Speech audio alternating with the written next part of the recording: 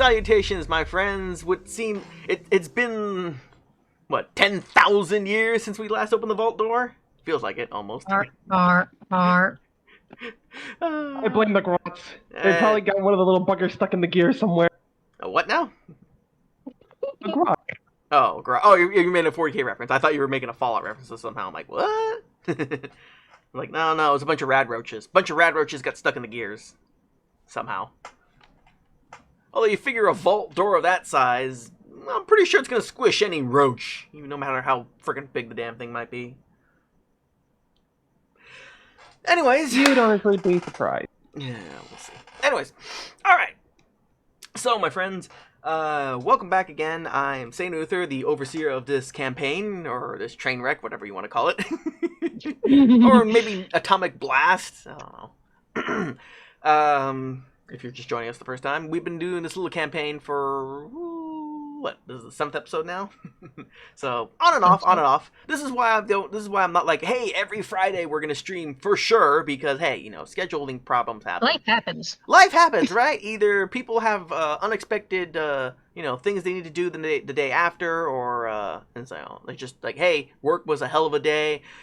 I just want to veg out and don't use my brain power. I was like, yeah, okay, that's understandable. Or, somehow we failed our to use a D&D reference, we failed our con checks and came down with some form of illness. So, yeah, or failed our con checks when, after the last meal. So, yeah. But now that that's all settled, life is kind of settled down enough to let us convene together again. We are here again. I am Saint Uther, and I'm joined tonight by my wonderful friends Ambrosia Hartnett and The Warsman. How are you both doing, my friends? Alive, kicking, looking for adventure. Yeah! A bit of column A, a bit of column B. Okay. And running on caffeine. Yay! Hallelujah to coffee. Yay! And actually, hang on, I gotta play it proper.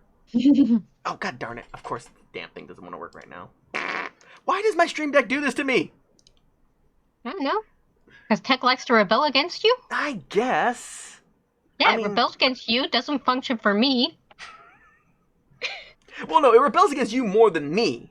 I'm the one who has to straighten it out. I'm like, okay. It's like, hey, don't make me get a tech priest in here. You don't want me to send the tech priest. Like, okay, I'll work. Well, actually, sorry, hang on, scratch that. Let me scratch that. I'm the tech priest. Whatever you do, don't make me go get Demek. Because you won't like Demek. One way or another, something is getting broken and it's going to work whether it likes it or not. And there was much rejoicing. There it is. Now it's working. Hey, that works too. Yay. Anyways, okay, enough stalling, enough catching up. Let's get back into the adventure. So, when we last left off, my friends, you had left the Starlight Rest Stop on a quest to help, I believe it was Abby. Yes, Abby. Abby, the, not so much the owner, because she's part of a larger network as a caravan company, but she's the proprietor, there we go, of the Starlight Rest Stop. Had tasked your group with finding out what the hell's up with her missing shipments. Like, hey, she hasn't heard anything from the Twin Bull Ranch, and her meat supply is, her stock is relatively low. So, do me a solid and go check out what's going on back east, and we'll make it worth your while. Float you some monies and some, maybe more information. Caravans. Not only do they trade in goods and services, they also trade in information because, hey, who knows more about what's going on than the local traders and, what's the word I'm looking for? Merchants. There we go. They hear a lot of things. Anyways, and while you were at the Starlight Rest Stop, you bumped into a former, I forgot to make this very apparent. If I didn't, I apologize. You bumped into what was a ghoul who is a former member of the United States military. Hence why he's a ghoul and still alive, because, hey, he was unlucky bastard? Kind of hard to say. But, yeah, this, veteran ghoul, shall we say, asked you guys, hey, could you, maybe help an old ghoul out who's down on his luck out by, getting back his medals because he was, quite drunk and needed to kind of pay up his tab, so he kind of pawned his medals in, and now he regrets it. Like, no, Booze is a hell of a bastard. So you struck up a deal with Abby. She's like, hey, either pay off his tab or bring me back some rad stag hides, and we'll call it even. And do him a favor. So we are on the hunt for that, which we kind of will get to maybe tonight, maybe not. Probably next week. You'll encounter our rad stag group, because I don't think I have that encounter completely flushed out yet. I could do it on the fly if I really, really wanted to, but I think I'll wait until next week. Or next adventure. Whenever we convene. Hopefully the stars will align next week. Anyways, so enough about that. You guys are back here on the world map. You are about less than a day's travel away from the Bull Ranch. Let me double check here. That's not the right button. That's not the right button either. Hang on. I know there's a button I can hold, basically. I was looking this up the other day. I'm like, oh, wow. There is a way that I can measure as you are, like, dragging and dropping. Not that. Damn it. I forget the button now.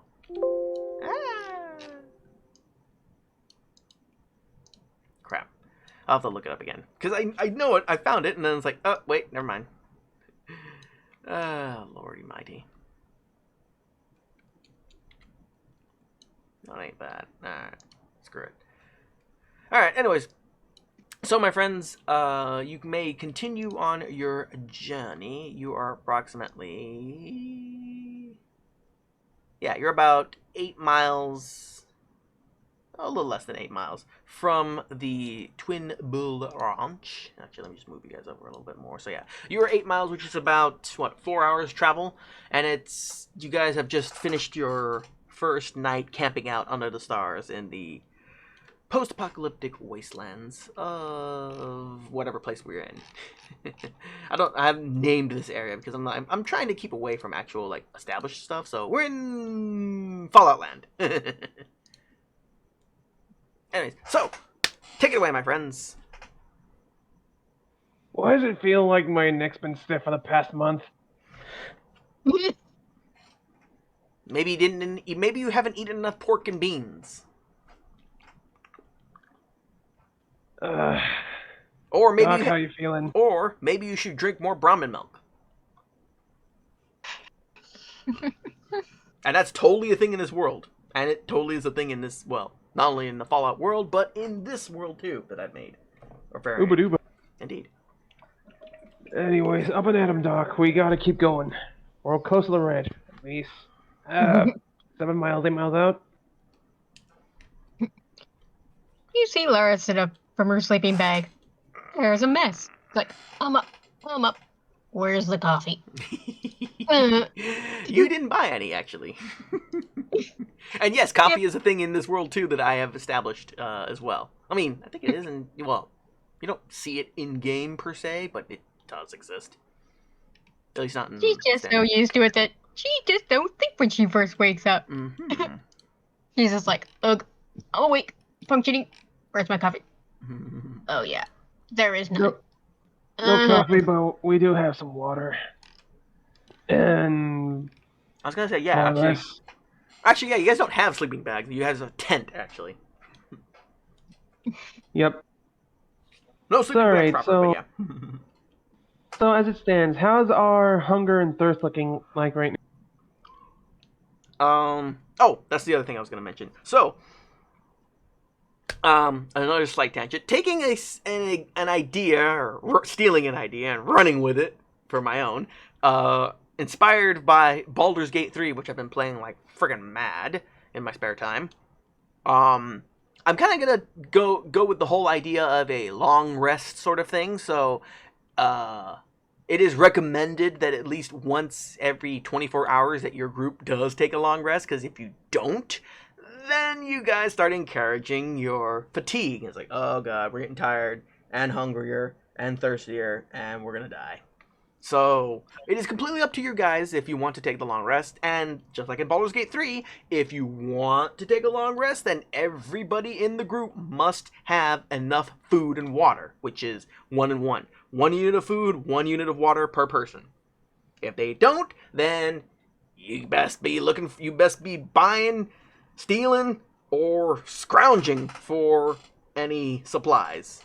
Right now, you guys have finished your long. So, with that and said, you guys have finished your long rest. Your bellies are full. Your bellies are full, and your thirst is satiated to the point where I don't have to worry about anything. So, that is the new rule going forward. And yes, the fatigue rule will still build up depending on the activity. If it is a hotter day, if the weather, which I need to start implementing as well, it is a clear day. By the way, I haven't finished flushing out the weather too badly, unless you go into those irradiated zones, which are, you know, these darkened areas down here that you see on the map. Those are the irradiated zones. If you go into those zones, yeah, it's always radiation storms. It's just bad times in there. You know, if you're not a super mutant, a robot, or geared up properly, it is going to be a bad day if you go that way. So, just a heads up. But yeah, it is a clear day. The weather is nice, the sun is shiny, and you are free to move about. Again, I'll get those rules more fleshed out as we go. So, all right, off we go then. I'll start moving your guys' marker. So, you start approaching the Twin Bull Ranch. As you get closer and closer, the smell of... Man, that is some powerful Brahmin manure starts hitting your nose. So, you definitely know you guys are going in the right direction. It's like, man, that's a lot of Brahmin smell. Whew. And... Doc, I hope you can withstand this because, good God, that's a lot of stink. You literally, if you look at her, you just hear holding her nose. I will deal with it. Alright. As the group approaches, you do see off on the horizon what appears to be a farm settlement of sorts. You approach the front. You find a road that you start to follow. It's like, hey, that looks like the road to the house. Let's go. The group approaches the house as you get further and further along and reach the gates of said farm. You notice a very large super mutant on the front porch with his trusty. There is a trusty mutant hound next to him as well. Whoa.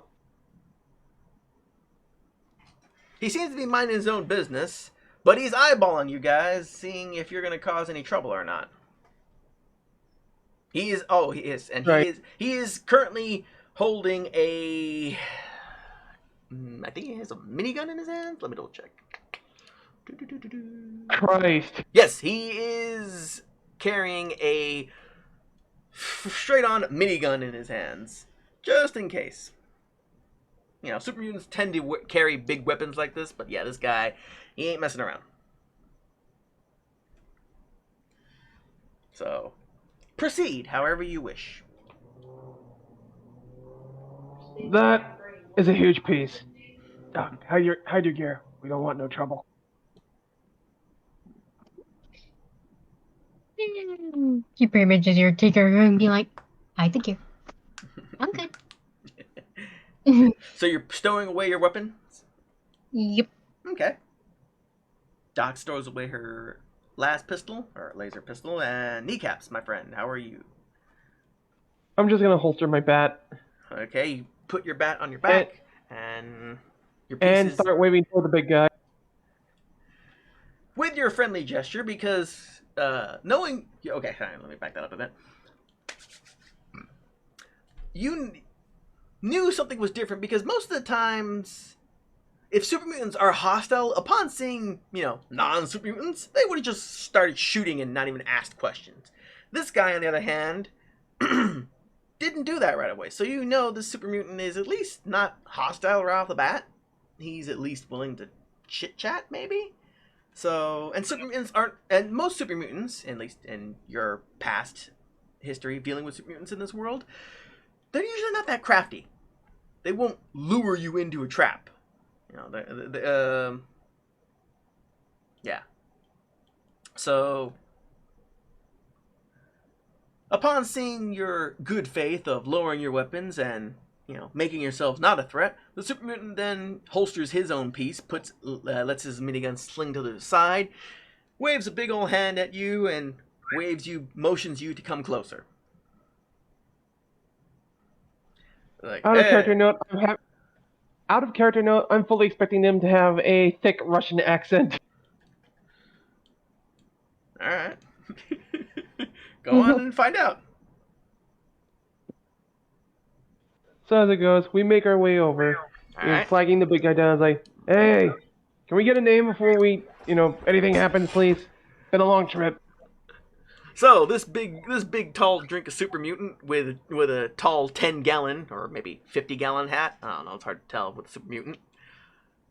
Cigar in his mouth and everything. Pulls the cigar out and greets the group. Howdy there. Name's Big T.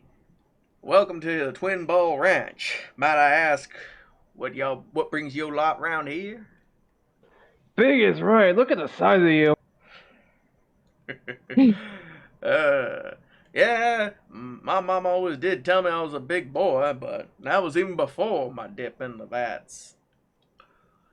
As it goes, name's Glenn MacLeod, and that would be Lara, or Doc as she likes to go.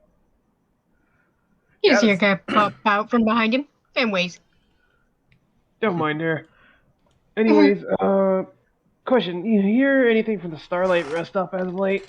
Well, first off, gotta say, it's not every day you see someone in Brotherhood fatigues that don't shoot at super mutants right away. I appreciate that your restraint. If you is Brotherhood, well, just don't cause any trouble. And if you ain't Brotherhood, and just so happened to come across a couple of their bodies and took their shinies, then well, same deal. Just don't cause no trouble. I won't have to use old little actually what that name is gun? Hang on, let me double check it. Oh yes. I won't have to use little JR here. She just kind of pops her hand out while she's hiding behind Glenn. Well, here's the thing, big guy. One, we're not heavily armored. Two, I'm pretty sure that thing could mulch us from 10 paces. Oh, yes. If you was the same lot that come around here trying to rustle up my cattle, then I would have put 10,000 holes in you before you even got near the front gate. And if you were the more craftier kind, then Princess here would have started howling up a storm. Yes, and he points to the super mutant, to the super hound the mutant hound that's right there by Glenn. Yes, her name is Princess. Princess just stares at you. And looks just kind of has this squeaky little smile and waves. Yes, and to give you guys an idea, Mutant Hound is quite large. So, I want to say probably like twice the size of Saint Bernard. They're like a small pony, if that. Give or take on average, I think. They're quite freaking huge. But yeah, so this big giant mutant hound just stares at you like, ooh. Hold on. Back up a sec. You said a posse's been running around here trying to cause trouble? Yeah, damn raiders is what a bunch of damn raiders. Don't have enough hands on deck to, keep things, don't have enough hands to protect every shipment. We send shipments out and they get rustled up by them bastards. Sometimes they just take pot shots from way far away. Bastards. I can't go every time. I gotta tend to the ranch here. Last time we sent a shipment, they just completely ambushed us, left one of my buddies pretty banged up. He's inside recovering right now, trying to patch himself up. Mighty hard since we don't really have any good medical staff. We just a bunch of simple farmers.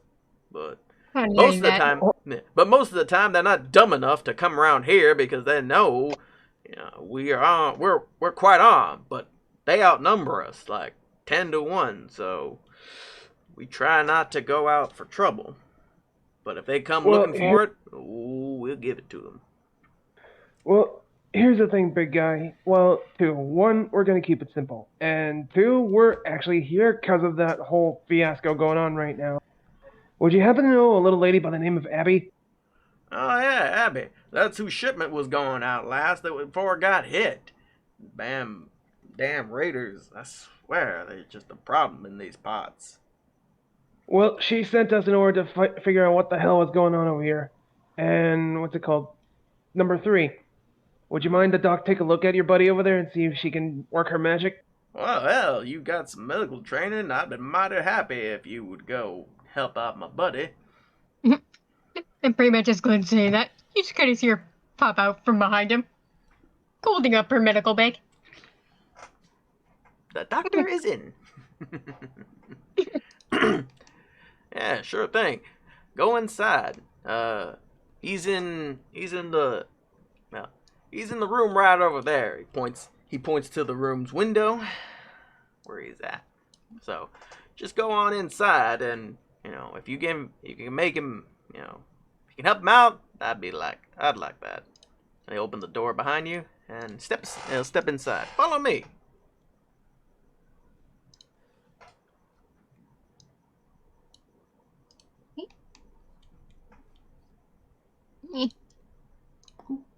Oh, the door's already open. Yeah, there we go. Yeah, I opened This it. is letting me pass.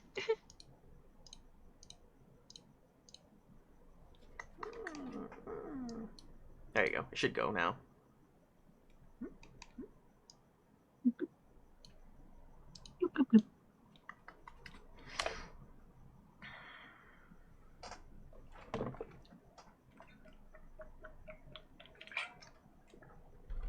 He's just in there. He's just in the room over there. Go inside the hall, and it's the first door on your left. Well, He it's the door kind on of the just left. loose and said, okie dokie, Mhm. off to work again.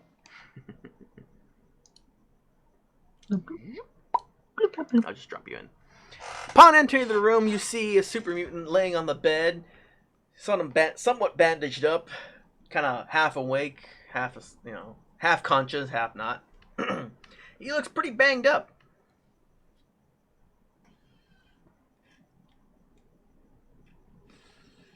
What would you like to do, Doc? Okay. Upon first glance, he looks pretty banged up. Can I do an investigation thingy to Perception identify? check? Yes. Perception. So let me go ahead. Roll a. Let me see.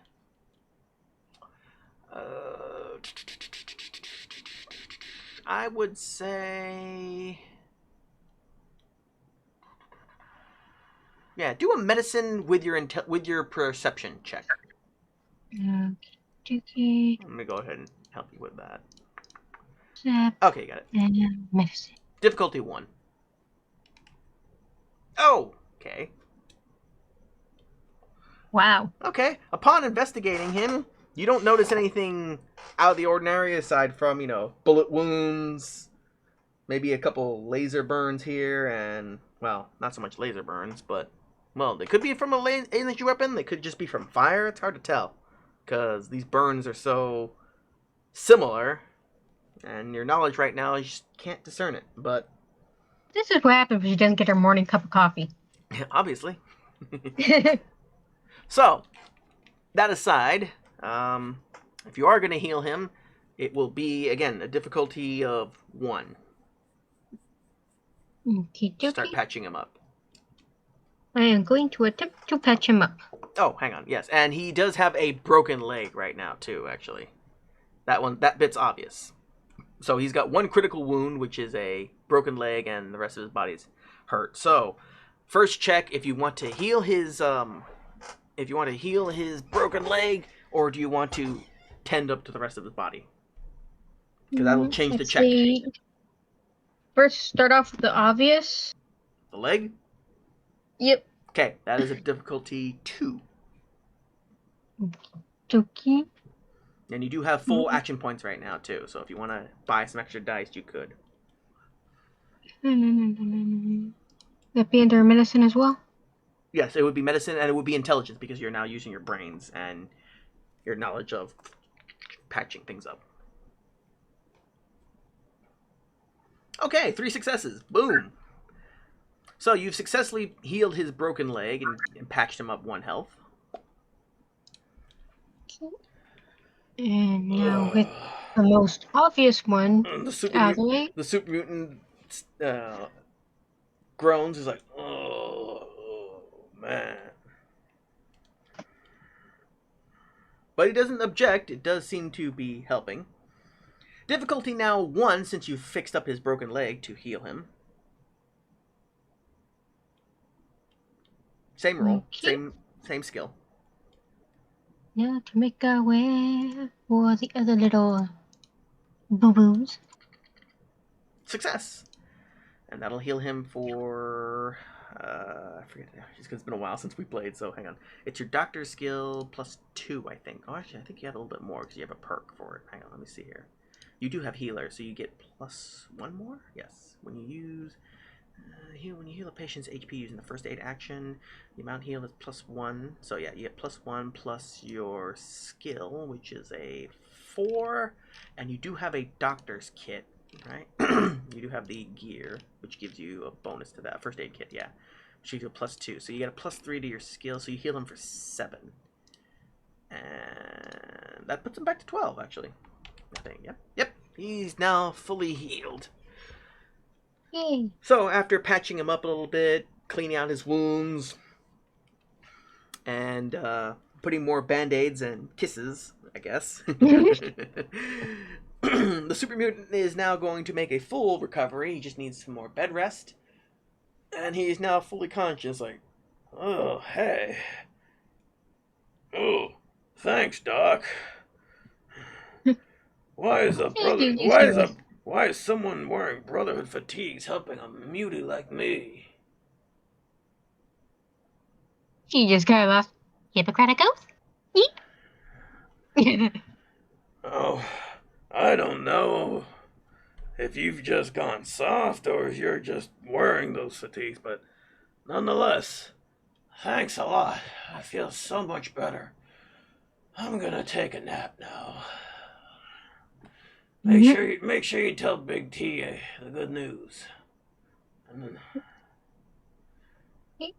She nods, lets him sleep, and makes her way out. Mm-hmm. Bloop, bloop. Upon exiting, she will inform that fixed up all the problems. He should be up and running. Just needs some bed rest and some good food to recoup all the energy he'll spend in recovery. Oh, that's the best news. That's the best news I've heard in quite a while, actually. Thanks, little lady. Here, as a token of my appreciation, have this. He'll hand over a few bits of supplies. We've got lots of meats and stuff here on the crops here on the farm, and you did me a real solid for helping out my buddy, and you didn't even ask for anything up front. Here, I insist you have this. So he hands over a small baggie with some supplies, a couple bits of Brahmin meat, and a couple Brahmin steaks, and some crops. I'll add that to your inventory here in a minute.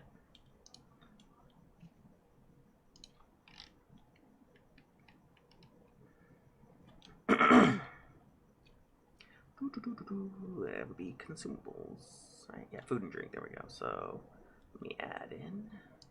Oops, God damn it.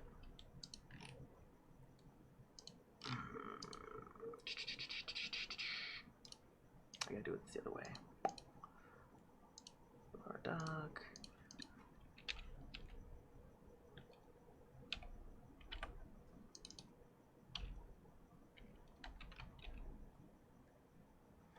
Brahmin meat. Hang on.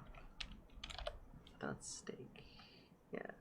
Oh, ribeye steaks. Derp. That's what they're called. Not Brahmin steaks, but close enough. So he'll hand you over 3 steaks. And actually, he'll also hand you over some milk too. Some milk and some other crops. Some Brahmin milk and some potatoes, I think, will work.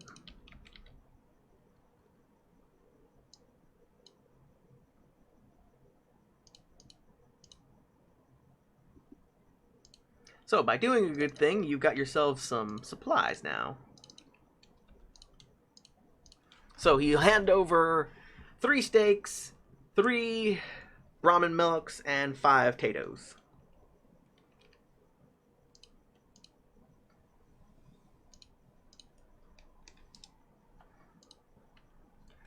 So, now that you have gotten your reward, what do you want to do?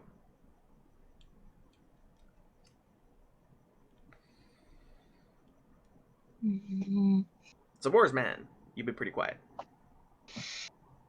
Letting Doc have her big scene. Okay, cool. Is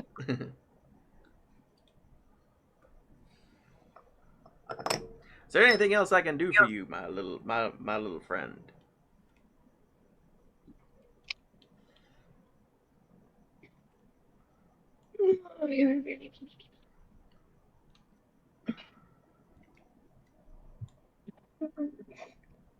You're pretty much just like shrugging his head. Don't think so. We pretty much got information on what was happening. I treated patient. Mm-hmm. So unless Kneecaps has something going on, I think we're good. Yeah, sure thing. Go get your traveling companion. See if he has any other questions for big old T. Ipsy dips.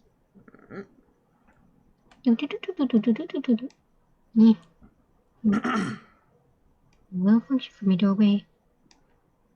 Bloop.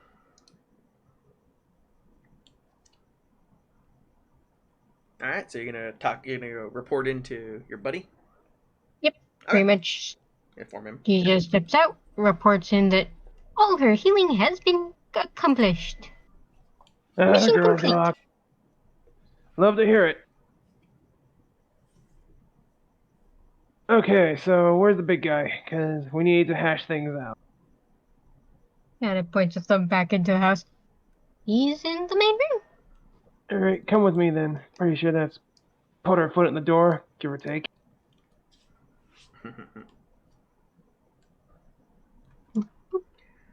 You enter the small farmhouse, and Big T is sitting in an armchair, smoking his cigar. I'm gonna make my way over all nice like. Oi, big guy. Now that that's settled, maybe you can answer a few questions for us. Because, like I said earlier, we're here on Abby's behalf. She wants to know what the hell's going on, why the food hasn't been coming and whatnot. Not that she's getting pissy, but she's getting worried, rather. Well, yeah, no problem. Again, thanks for helping my buddy. I'll be more than happy to help out.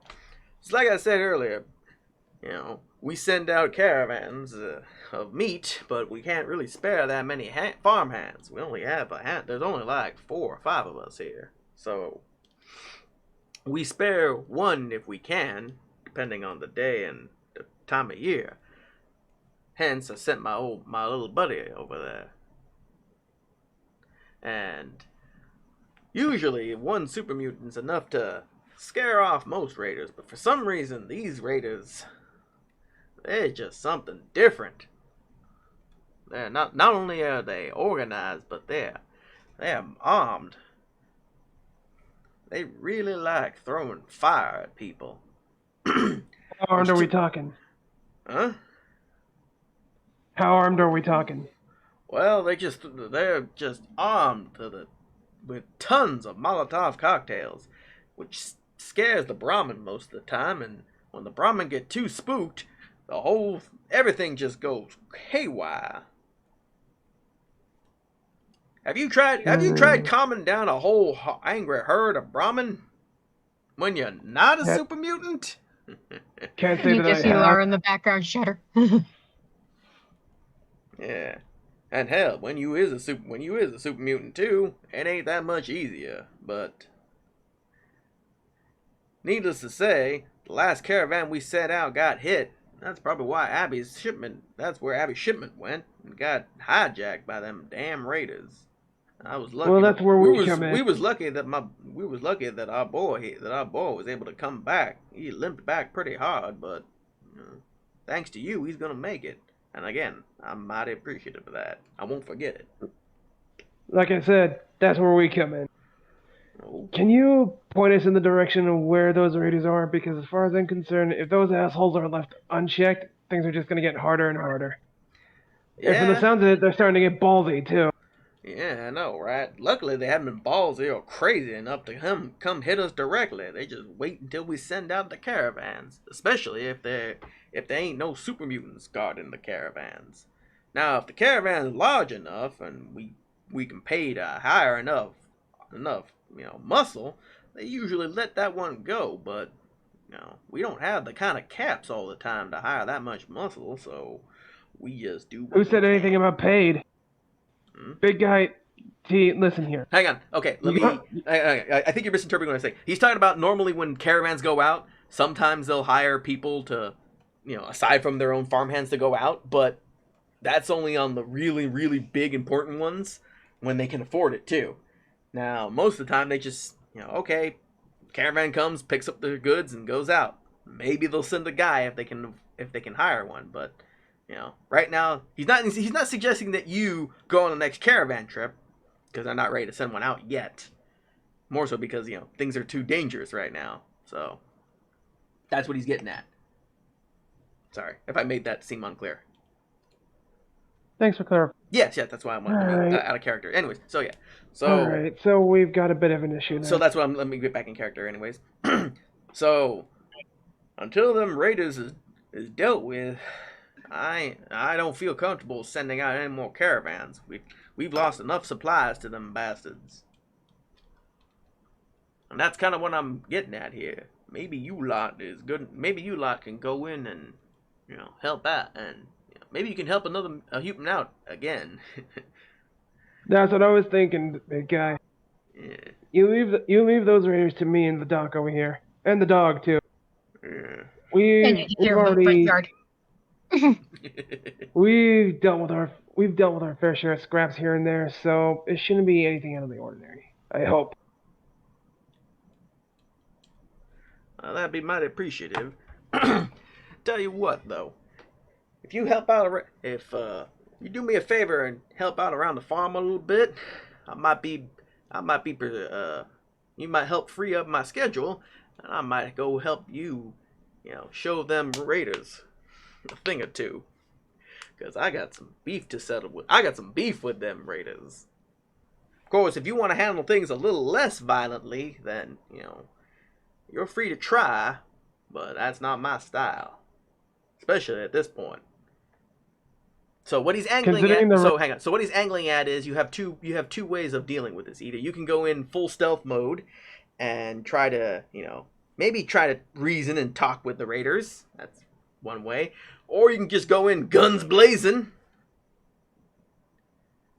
Shoot first, don't worry about the questions. Or if you do help out around the farm, you can temporarily have Big T come with you and go in guns blazing.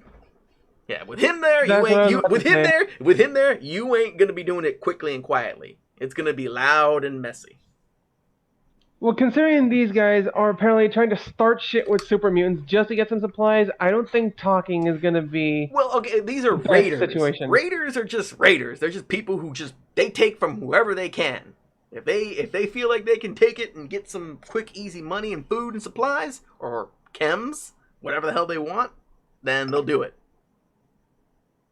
That's what raiders are. Some raiders are willing to talk. Other raiders are just straight up shoot on sight and don't care, or they're just so hopped up on whatever the hell they're hopped up on, they just shoot anything that moves. Based on the information at hand right now, though, you're not sure what kind of raider group we're dealing with. We dealing with, like legitimately, hey, we're hungry, we're thirsty, we want supplies, we take what we need raiders? We talking about, F everybody else raiders? Or we talking about, I'm just hopped up raiders? But from the sounds of it, they might be willing to talk. Don't know. It's up to you guys to decide how you want to approach. But anyways, go back to in characters. What do you think, Doc? Farming ain't my thing, but a good day's work could go a long way. And of course, remember, like I said, if you help me, if you scratch my back, which there's a lot of, I'll scratch yours. Big T is a straight shooter. You help me out, I help you out. I don't like owing people anything. I think we can come to an accord. What do you think, Doc? Super John nods while saying, I don't mind. Extra muscle's good. And a little hard labor isn't bad for the Constitution. Alright, so what do you guys decide? I think we're gonna get down on the farm to give them a hand. Oh, that'd be mighty great of you.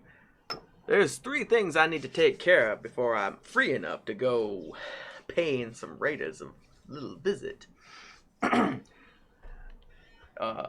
first off, let's see. Actually, what were the 3 tasks? Let me double check what my notes said, because I had this kind of noted down. Let's see here. Okay, needs that. Okay, use that one. And did I put that in here? Crap, I did forget that. Alright, well, shit. Alright, so that's one thing then, I guess. I forgot to put that on the map. Alright, so 3 things I need to take care of here. One is our well pumping ain't working anymore, so someone who's handy enough with a wrench or a hammer, whatever the hell you need, can look at that.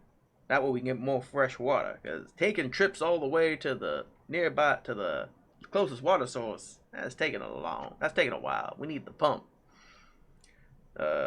Second, someone needs to help clean out the outhouse. And third thing I need to take care of is, well, I can't remember where the hell. I can't find something. I can't find my trusty hammer. I think Princess buried it somewhere. So if you're good enough to talking with that hound and playing with her, maybe she will lead you to where the hammer's buried. You gather all those. You fix the pump, clean out the outhouse, and find my sledgehammer. Then Big T will come and help you guys out. Alright, I think I know where this is going then. Doc, do you think you can handle the dog while I deal with the outhouse, and then we'll take a whack at the machinery? Yep. I'm sure Jeff is up for playing a little bloodhound. That's all I need to hear. Okay then. T, lead me to the outhouse. Doc will handle your good boy. Well, sure thing. You can't miss it. It's that little building that's right there by the front gate. Here's the key. So he hands you a key, which you just open the door. Well, unlock it basically. Well, it wasn't even locked, but anyways. Alright. So who's going to do what first? I know you're both going to do things at the same time, basically. I'm going to take a swing at the outhouse. Okay. I'll just drop you in there. Alright, you approach a small shed in the front near the crops. As you approach the shed, you put the key in, unlocks the door. When you open the door, this powerful smell that Oh, good, great, above. What is that?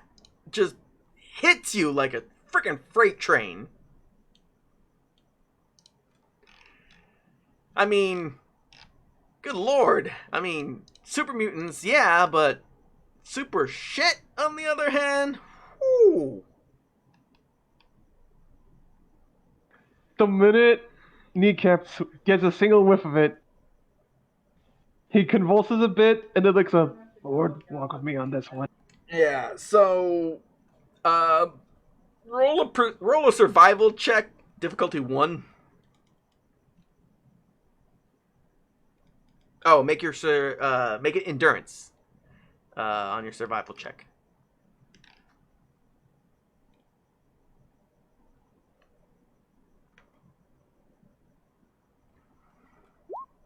Okay, you passed.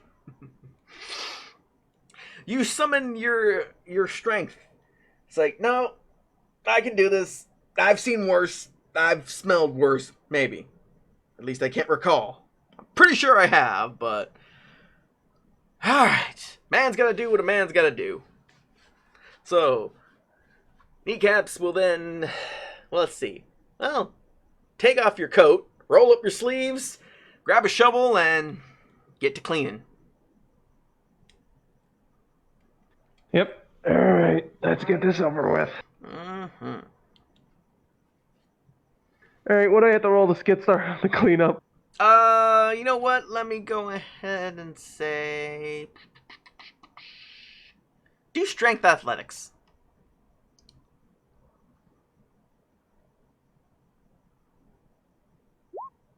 Oh, wow. Okay.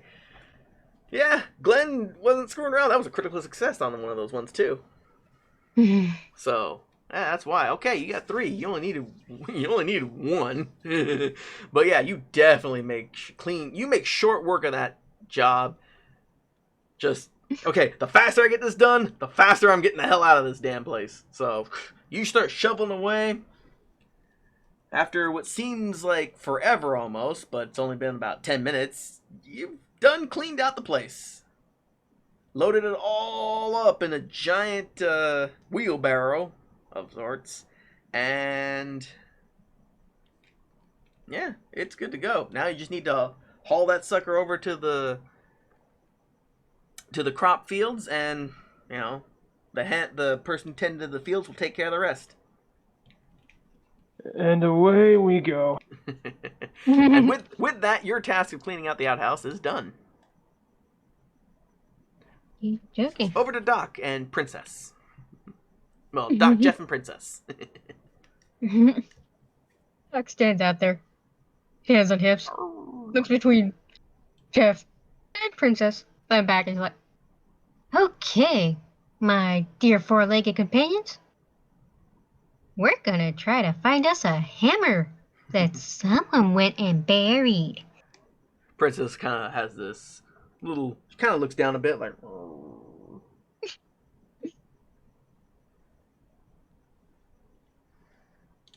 So how do you want to proceed, Doc?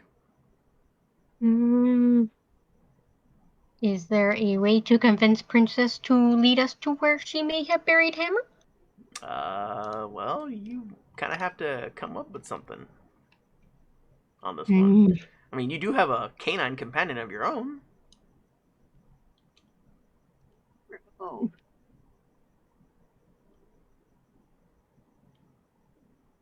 And you know your way around a hound. Boopity boopity boopity boo. Do-do-do-do.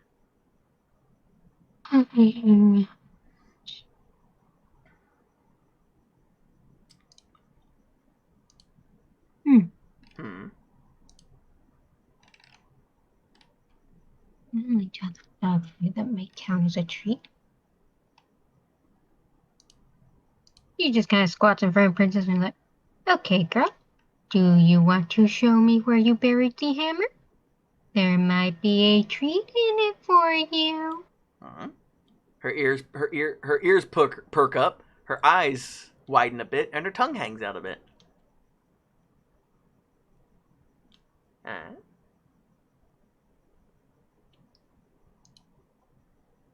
Jeff kind of does the same, like, Mhm. like, what kind of treat? Again, I think she's trying to ask, what kind of treat? As she sits there calmly on, sits down on her butt and with her front legs looking up, like, what are you trying to bribe her with?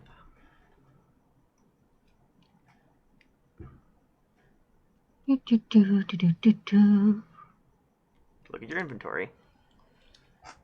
See, I think the dog food is a standard for her, given everything. I would not want to give a dog mac and cheese. Well, it's not a dog. Remember, this is a mutant dog. And they're quite large.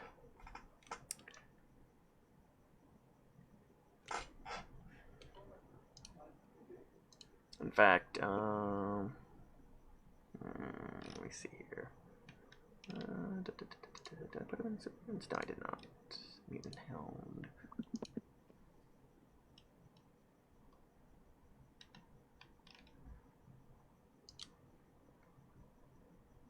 Which one of these meat would be best? Oh, god darn it. Red scorpion.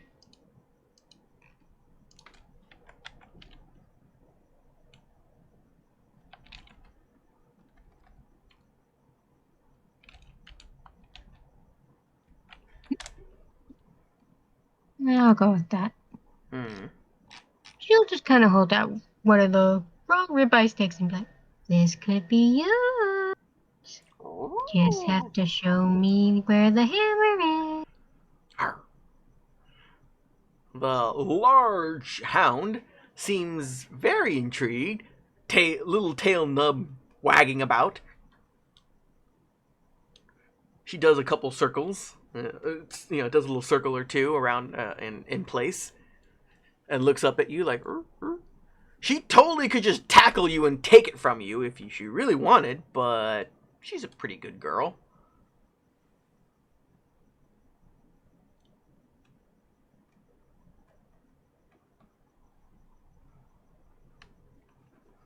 She seems to be waiting for the command.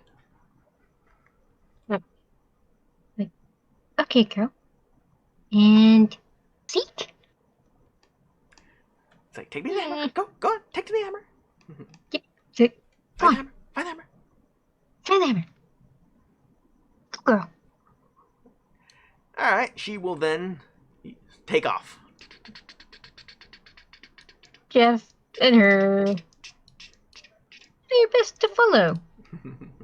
Jeff having a much easier time.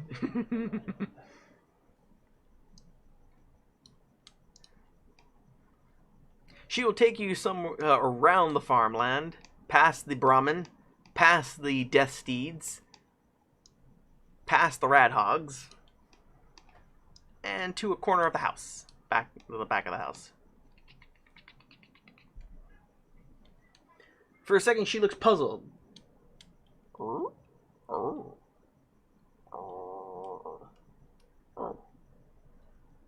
She seems to be a little confused, like she might have forgotten where she buried it? Or maybe she's just trying to stall for the treat. How do you want to proceed?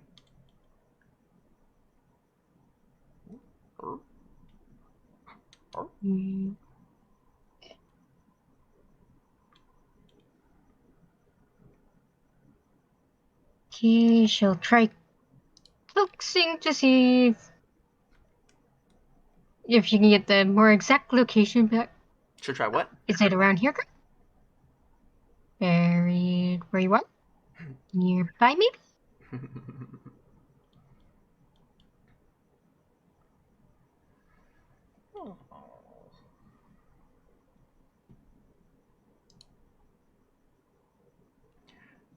Upon hearing your request, she kind of tilts her head sideways for a second. Eyeballs your steak in your hand. As you kind of wave it, like, come on, take me to it, and this is all yours. It's like, Oh. She will run past you again, and over to one of the light posts. between the rat hogs and the death steeds. She will then start digging near the light post. She's digging. That's quite a hole. Is she part gopher or part mole rat? You start to wonder. Then, after what seems for an eternity of digging, she will then leap out of said hole that she just dug with a large metal object in her mouth. And then lay it in front of you. Sit down on her hind legs and look up at you with bright eyes. Ow. Okay. Lara will look down at the object and quickly kind of scrape off the mix of mutant dog slime and dirt Good idea. and make sure it's the hammer she's looking for. You are holding a large rusted pipe.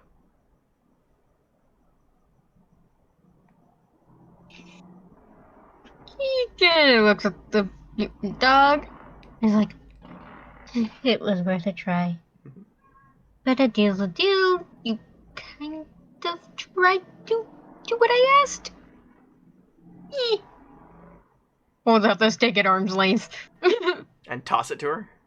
Yep, she's like, yeah, don't bite my hand. You toss it to her. She then swallows the damn thing in like one gulp. Literally just wolfs the damn thing down. Barks very happily and excitedly.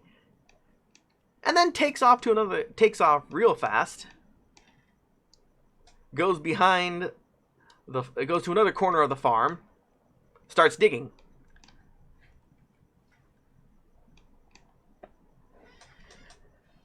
Comes back to you with a hammer in her mouth.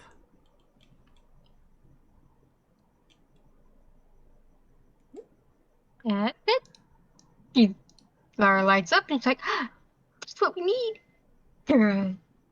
And she decides to be like, okay, you've definitely been a good girl. You get scratches and other steak. Ah, excellent. That's exactly what she was going for. That's why she hadn't released the hammer. So you approach her with the scratches, give her the good girl scratches. She then dumps it out of her mouth and then falls on her back. Rolls onto her back with her legs up in the air. Belly rubs! Belly scratches! As she's sitting there scratching Princess, you hear Jeff in the background. Yeah, Jeff seems to be a little, jealous. Walks over, rolls over, and shows his tummy. He's like, find scratches where you do. And you see her scratching both of them. Yay. So, you have completed your task of finding the hammer. Good job. It only cost you one of your ribeyes. You don't need to give her the other one. So let me go ahead and minus that from your inventory. You're down to 2 steaks. Alright. So yeah, now is a good time for you to go meet up with Kneecap, see if he's finished his task. Of course, out of character, you know that he's done. You were doing your task while he was doing his.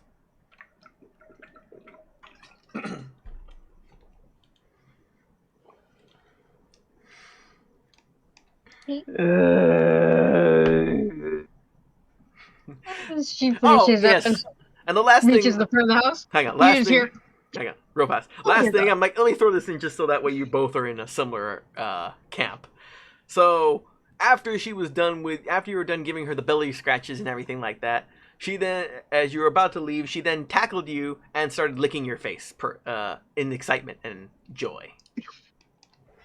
So yes, so now your face is now covered in super mutant dog slobber. He's like, good girl, good girl. Pulls away. And as you see her walking around the corner, you just see her covered in slobber. And she's like, ew. I need a bath.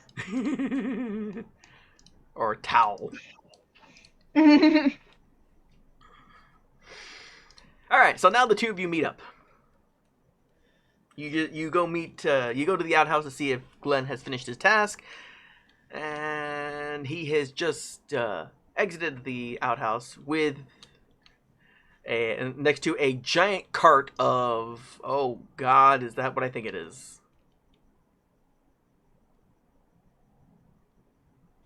I am going to need a long shower after that. And Laura just nods. It's like, yeah. Yeah, Kneecaps notices that, yeah, for some reason Doc's face is extra shiny and moist. What happened to you? She just points at Princess. Ducky kisses.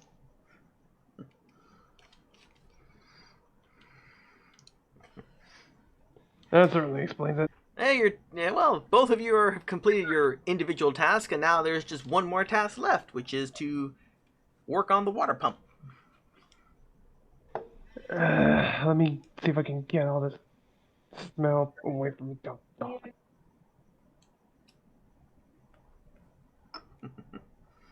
A few moments later. Yes. Alright, Doc. I'm gonna go talk with Big T and see if I can get some tools to help with the water pump while you head on over to it and take a look-see. She'll nod and head over to said pump. And Yeah, since I forgot to program this bit in, I'm just gonna, describe it and everything. Anyways, go ahead. And she'll try to do a precursory look over to see if she can identify what is said wrong with item. Okay. Let's see. That won't be... Give me a repair perception check, Doc. Okay. Difficulty 1. And click, click. Pass. Yay. Looking over the pump, you start ironing out, crossing off the obvious. Okay, no, there's no blockage there. No, that gear is fine. That bit works there. Maybe. You start coming up with other ideas. And then you start thinking, wait a minute. Upon your playful romp with Princess, you do recall that she dug up a giant rusted metal pipe and presented it to you. Upon remembering that, you think to yourself, wait a minute, maybe one of the pipes was completely rusted, and that's why the water stopped flowing. Maybe you should go back to that hole and, check it out. Because Princess didn't didn't patch up the hole. It's still there. You just kind of see her face palm, groan a bit, and she's like, oh, this is just going to be fun. It's like, wait a minute. Okay. That up sleeves. That rusted metal pipe just can't be a coincidence.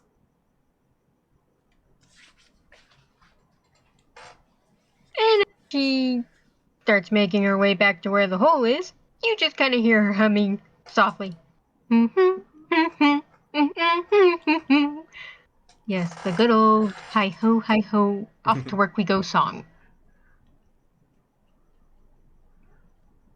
Oh, Big T had a farm, E-I-E-I-O. And on that farm, he had a fuck-off gun, E-I-E-I-O. He had a what now? He had a fuck-off gun? Yeah. He had a fuck-off gun, yeah. with a two-headed cow here, and a giant hog there, and whatever. And a pile of dead bodies over there. No, not a pile of dead bodies, but more like a herd of friggin' holy crap horses. Yeah. Anyways, yes, so Doc gets back to the hole. and looks in it.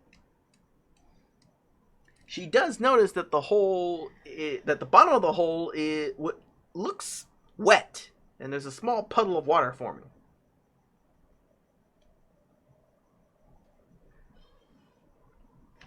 What do you want to do? Can I investigate to see if I can identify how bad it is?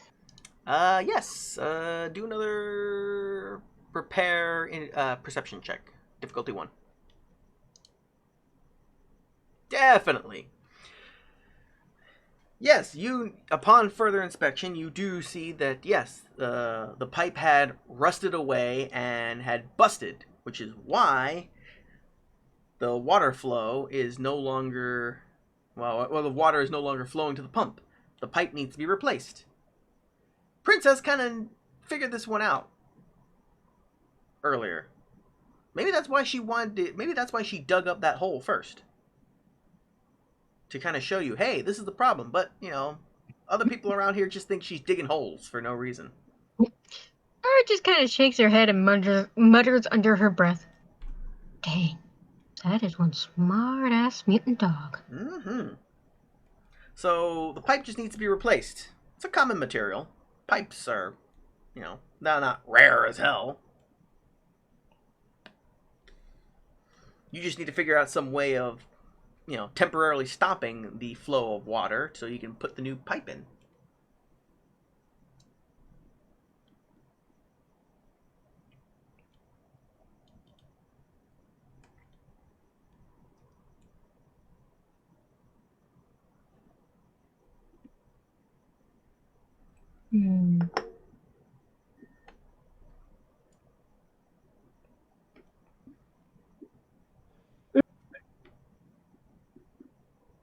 Meanwhile, while you're thinking that, we'll switch over to Kneecaps as he's talking to Big T.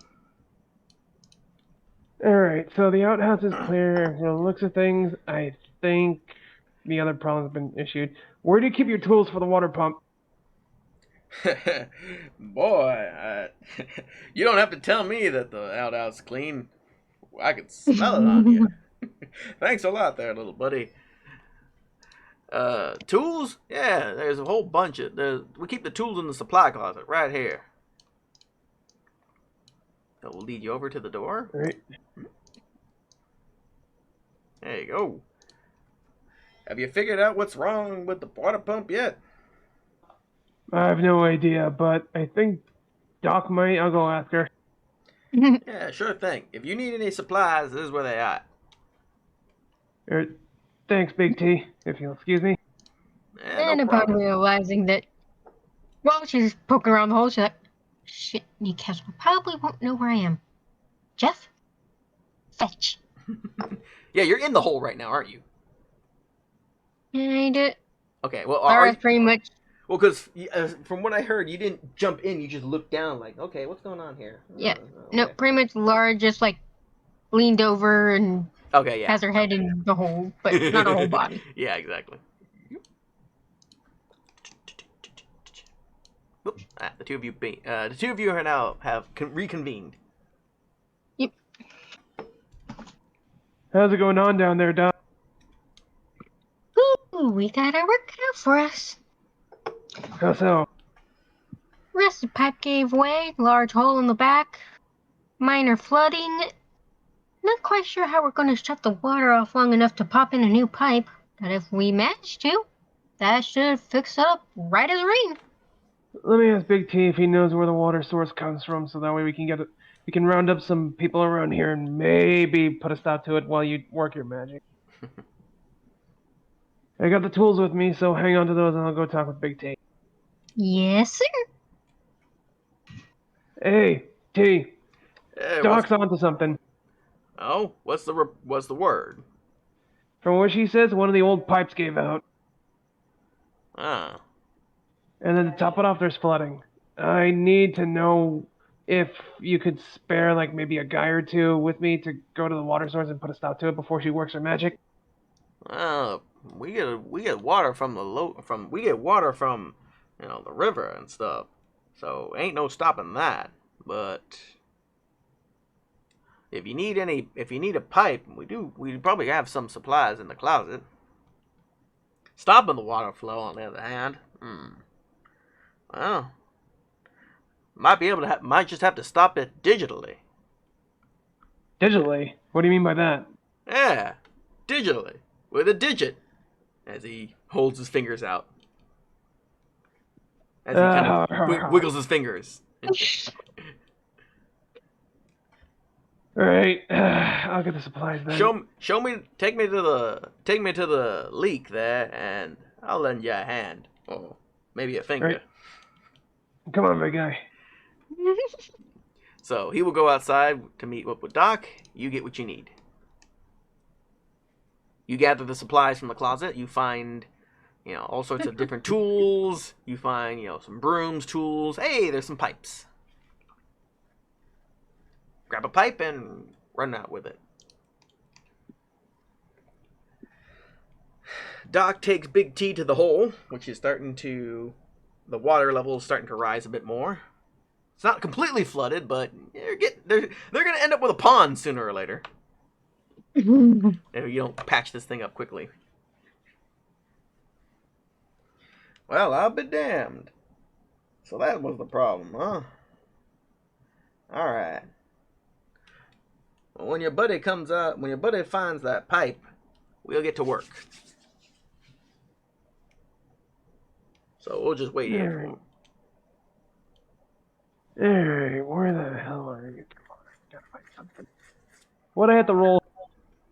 Nothing, I just told you it was in there. And away I go in order to see if I can find one. It was a difficulty 0, man. There it is. Give me a sec. Uh-huh. Come here. There's a pipe. Got it. Alright, let's get this show on the road. What do you need me to do, Doc? Okay. Since we pretty much know what we need to do, can I just roll a repair thing to see if we can manage to do it? Yeah. It's going to be a difficulty 1 now, because now, with Big T's help, plugging up the hole with his finger, plugging up the pipe with his finger for a while, you can work your magic on one end, and then you're going to have to be quick with the other. Okay. So that's why it's difficulty 0 for one half, because, well, getting a pipe in place is good for there, and it's like, okay, now to connect this sucker. Although with his help, that's why it's the difficulty 1 now. So, difficulty 1, let's say repair, and he's doing the strength bit. So, yeah, agility. Probably agility. Yeah, because you're trying to be nimble enough to get there. He's just holding it in place. Okay, success, but there's a complication. Oh dear. Oh, this will work out perfectly. So, you get the bolts in place. Everything's tight. Looks good. Looks good. Okay. Say, okay. Gotta let go now. I think it's in place. He's asking you. Big T's asking you, Doc. It's like, Yeah, she'll nod and she's like, yep, should have this. Okay, on 3. 1, 2, 2, 3. 3. Okay, Big T lets go. You pull your hands away. The pipe looks like it's holding. Everything sounds good. Water sounds like the water's rushing through it, going to the pump. All right. Okay, everything seems good. No real problems, right? And just as you guys are like, okay, everything looks good, you let your guard down, and just because of the complication, a small leak forms and splashes both of you guys in the face. Not you, because you're not in the hole. It's just Big T and Doc.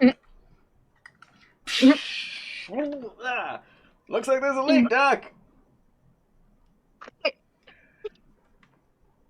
Doc quickly pulls out her wrench, tightens those few nuts that are a little loose, because she thought she tightened them. You're just kind of in the process of tightening it. You just hear this squeaky little dark nap. You think. And Doc's realizing that, you know, it's like, wow, first she got slobbered and now she got showered. Just, well, at least I got the slobber off. Dot, dot, dot. Well then, that was fun. Let's get out of this here hole. The two of you then climb out of the hole. Well then. That was a good time. Thanks a lot, you two. You helped out a lot. Got all my chores. We try, sir. Helped me with my chores. Patched up my buddy. Fixed a very inconvenient problem. You don't know how much I owe you. And with that, I am free. I am now free to help you guys out. So, if you want, I'm yours to go tune up them raiders. I got my hammer. I got my gun. I'm ready to go make some noise.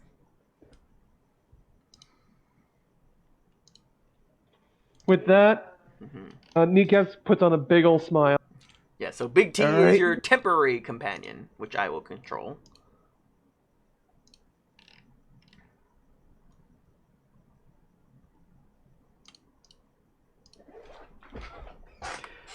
Now, so, how do you want to go take care of these raiders? Do you want to go on your own and try and use your words, or do you want to use something a little more friendlier?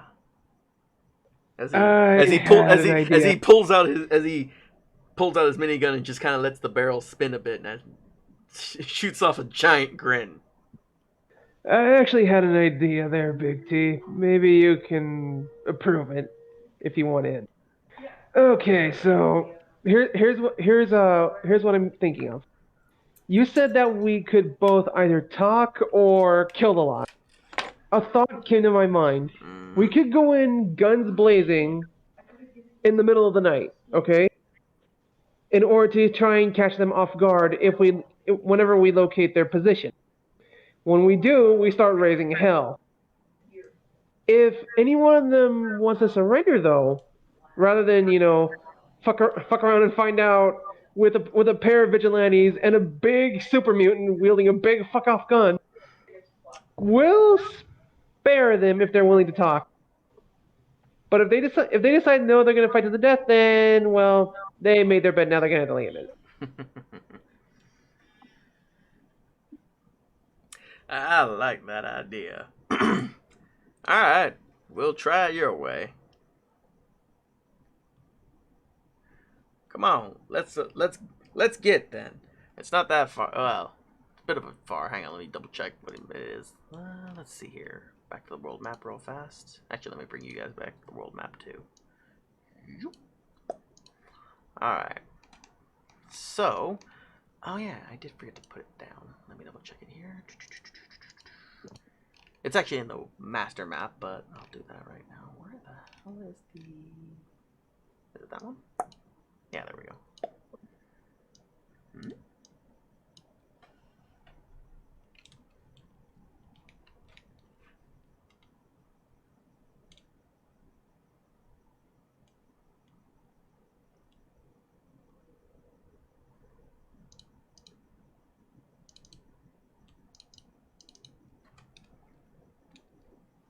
What was the place called? Let me double check my notes.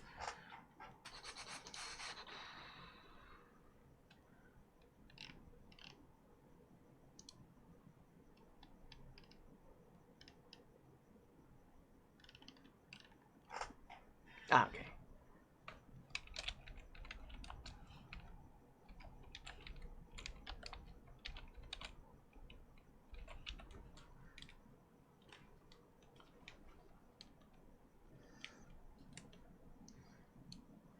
Alright, so, before we leave the ranch, before you guys leave the ranch with Big T, the super mutant who'd been resting, passed along some information to Big T while you guys were actually doing helping him out around the farm.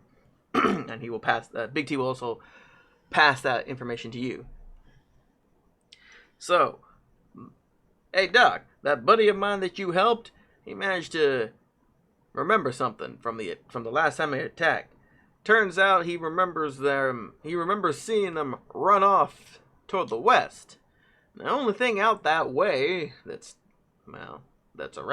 were around these parts was an old brewery, the Cherry Creek Brewery.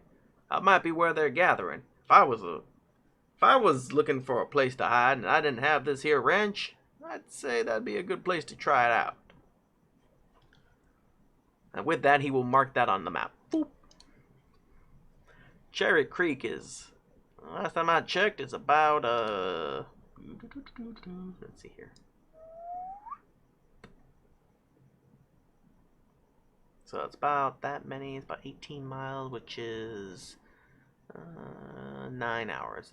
It's about a 9-hour trek from here.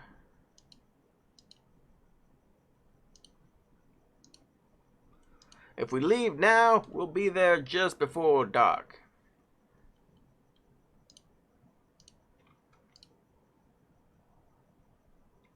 So, Glenn, Kneecaps, you seem to be the one with the ideas here. What do you think? I like where this is going. I really, really do. Nick puts on a sinister grin. Nothing makes me happier than busting a few lawless assholes' heads. And upon seeing the menacing grin from both said men, you just kind of see Lara. Oh, Jeff.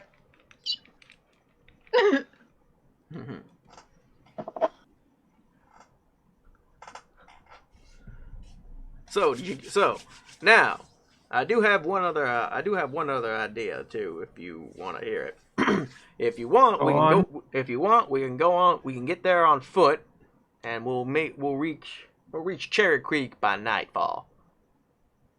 If you want to hit them right now during the daytime, we can take a couple of my steeds here, and they'll get us there very much faster. The question is, though, which is the safer of the two? Well, that's up to you to decide. Mhm. That's up for you guys to decide. Me as a super mutant, I don't got that much problem seeing in the dark. You humans, on the other hand, you ain't as super as me. Ain't that the truth? Mm-hmm. Okay, Amber, let's put on our thinking caps here. Yeah. So what he's saying is, so it's a double-edged sword. Yes, on the one hand, at night you're more inclined to, you're stealthier, but at the same time it's harder to see because you're stealthier. Unless depending on how lit up the place is. And during the day, and of course at night, if you come at night, it looks a little more like you're either trying to steal or trying to hit them. So they're probably less likely to talk. If you come during the daytime, your stealth is, not very much an option, but your chance of talking your way out are higher because, well, it's daytime. So what I was thinking was raising hell, or to catch the more feisty ones off guard, and those who immediately dive for cover, we can talk to them afterwards. All right. So yeah, basically, it's how do you want to approach it? Do you want to go stealthier and maybe catch more people off guard, but that's more offensive, or do you want to be more potentially diplomatic? So nighttime is definitely for assault. Daytime is more for diplomatic. There is potential for both, but basically it's the opposite. So if you go at night, you have the advantage in combat. You have the higher combat advantage and surprise element, but your odds of getting, talks are lower, and vice versa. If you go during the daytime, your chance of being more diplomatic is higher, but your offense is going to suffer because, well, they're on alert. It's during the daytime. More goons, more stuff. What do you think, Amber? I mean, even with the big guy on our side, they're going to have a numbers advantage on us.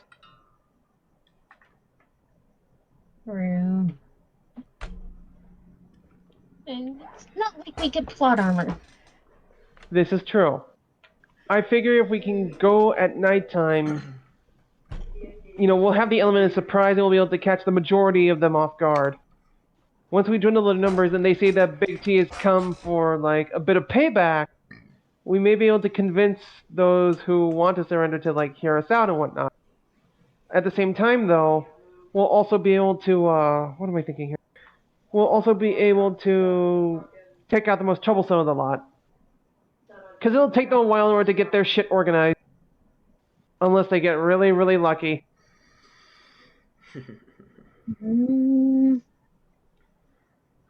And given the likelihood, I don't think too many of them, given what they do, would be willing to just be like, sure, we'll give up.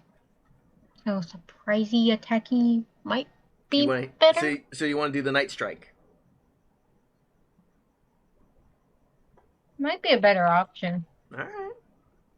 Considering most shit that I end up seeing in Fallout stuff is like, we don't give a shit. We're gonna try to shoot your ass. That, or I just have such ridiculously low charisma every single time that it's just yikes. Well, okay.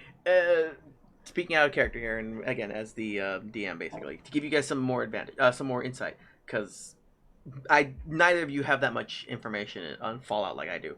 So yes, 90% of the time, raider gangs are literally, they don't give a fuck. Shoot first, don't care. They only care about themselves.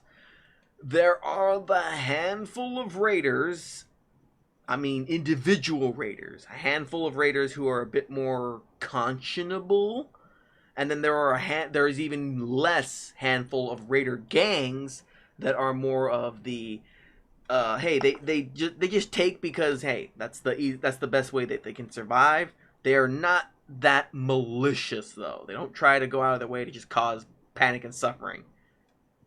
It's like, hey, I'm hungry, I'm thirsty, I want food, I want water, and, I have guns. You don't, so give us food and water, nobody gets hurt. It's a shakedown, basically. They shake people down, but they don't cause death and murder mayhem. Those gangs are very far and few between. Again, not too sure what this group is.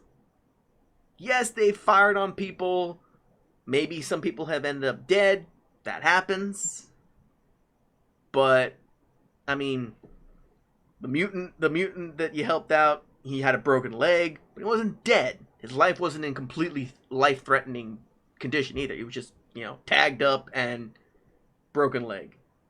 So, there's not much information on the gang, really, at this point. You don't know. Are they extreme kill, plunder, murder, mayhem? Or are they more of, hey, I just want food, I just want water, I'm going to take it because it's there, and I have the means to do it. I want supplies, you got them, they're mine now. If somebody gets hurt in the process, sucks to be them. So, take that information with what you will, and how your characters, respond to this kind of thing. Now, I'll throw in a little bit more. Doc, being a member of the Brotherhood, is more on the, raider gangs are usually 90% of the time pieces of shit. They're just scum of the wastelands. And, don't deserve mercy. Kneecaps, being a former beat cop and everything, being, basically a sheriff of sorts, usually his background information is about the same. Most raider gangs are, pieces of shit. He has seen the other kind, though. He's seen one other group of kind that are just like, hey, we just want food. We just want supplies. Okay? We've tried to go legit, but, it's much harder to get stuff. It's easier to just take it. And again, in the wasteland, it's not like there's actually any laws, per se. Laws of the land. Because, again, the law of the land in the post-apocalyptic wasteland is survival of the fittest. The fittest survive, so, some people are more civilized, others aren't. So, take that information and do what you will. And make your commitment. Day strike or night strike. I'll let you mull it over again for a moment. I'm going to go use the restroom. Be right back. Headphones off. All right, hon. What do you think we're gonna do here? Concerning the Um, information the DM gave us and everything, they were willing to not kill Big T's friend, but they made them something pretty fierce. yeah, so given knowledge of what our characters would know and how bad he was, it's like, he could have just run away. They're probably not going to be the best, so I was pretty much going to vote for just kick their asses. Same here. I'm still willing to give some of them the benefit of the doubt, considering Nick has dealt with both sides. But the more reasonable of the two was only a one-off, and God only knows what these raiders are like, since we've not seen hide nor hair of them to begin with. Yeah. So see, my personal opinion is we're gonna do the night strike, guns blazing, kill distinctly go for whoever could pass off as the leaders, and start working our way down the food chain. And I'm back. Up until we get down to stragglers who is like, oh no, fuck this, I didn't want any part of this anyway. Yeah. Go and shoot first, and then anyone who's left over be like, we just Maybe kick ask your questions asses. later. Do you think in the orc mentality, take out the bosses and No. let the grunts run around? Basically, you can. It's basic orc society, orc culture. Mm-hmm. You kill the bosses, you kill the runt herds, and then watch the rest try to figure out what to do next. Because once you take out the biggest and the meanest and the scariest of the lot, the others will either start following you or talk amongst themselves to decide who will be the new boss to deal with the big uglies that just kick their asses. Mm-hmm. Okay. So you're going for the night raid? Mm-hmm. All right. So, oops. All right. Oh, damn it.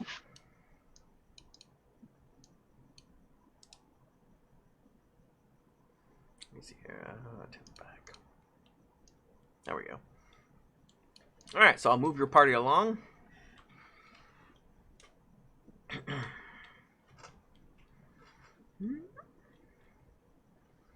And you will approach the Cherry Creek Brewery. I think I have it all set up for night combat, I think. Oh yeah, definitely is set up for night. Let me just get you guys on here, and let me bring in Big T.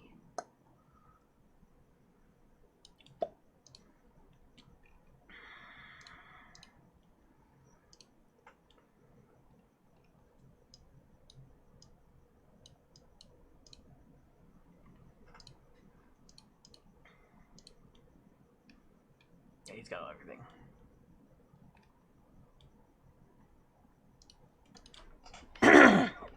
Okay, so the group, the sun is setting. The sun has actually set, and the group is now looking upon the Cherry Creek Brewery, an old building from pre-war era. The walls seem pretty intact, still pretty sturdy. Fairly large facility. Hang on, do we get that site? Let me see here. There we go. So, yes, you see what's a very large facility. I'm like, oh yeah, you guys can't see what's inside. Good. You guys slowly approach the parking lot. What looks like a undefended zone, taking cover behind some burnt out vehicles. The group then spots a couple of turrets by the front door. Sentry turrets. They have not detected your group yet, because they are not you are not in the path of their what's the word I'm looking for? How they kind of metronome back and forth. They go, 90 degrees, pan the other way, 90 degrees, pan the other way. So you're not within their field of vision, or aggro at least.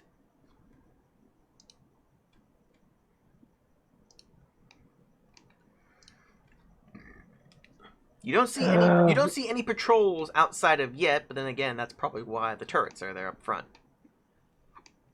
There is a gate to the south right here, and beyond that is and it's connected to the fence that is going around the facility.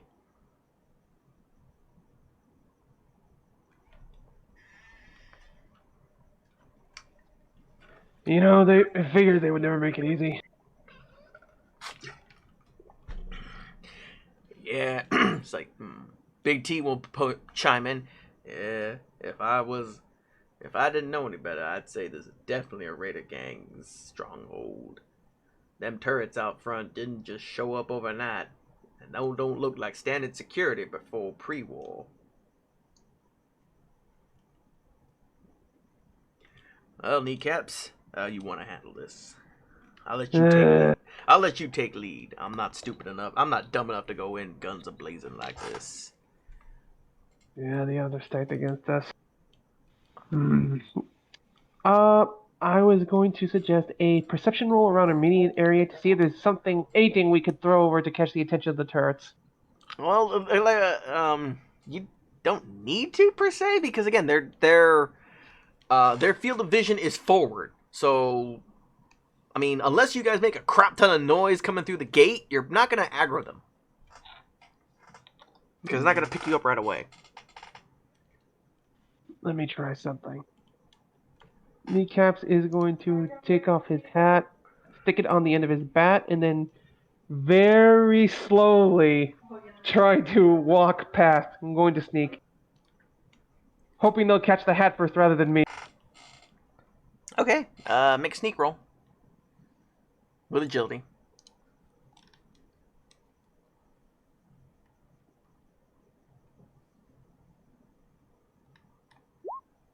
You pass. 2 success. You pass. Turrets are still just panning about like normal.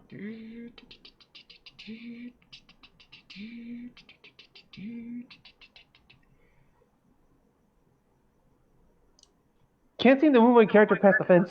Yeah, because it's a fence, dude. It's a giant fence, it's like a friggin' tall fence that you find in a friggin' parking lot. It's not like a waist high fence you can just hop over. I mean, if you want to try and climb the fence, that's a different story. All right. Are there any doors or something that we could Yeah, there's a fence. There's a gate right here. All right, follow me, you two. Come on, nice and slow, like.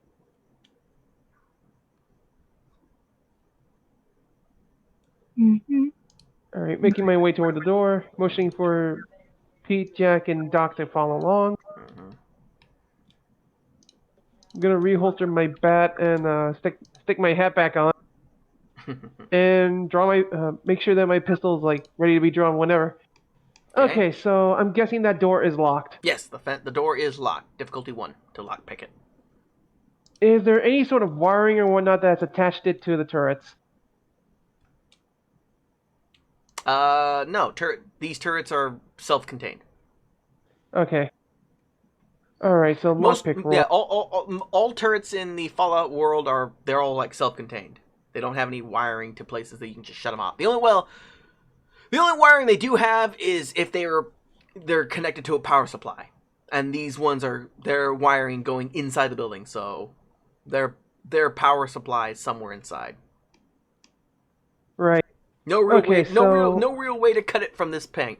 If you want to try, if you were thinking about maybe sneaking up and cutting it with a knife or trying to shoot it out, that ain't gonna work. Okay.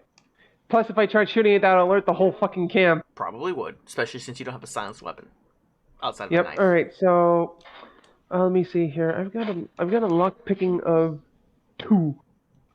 Amber, what about you? What do you got?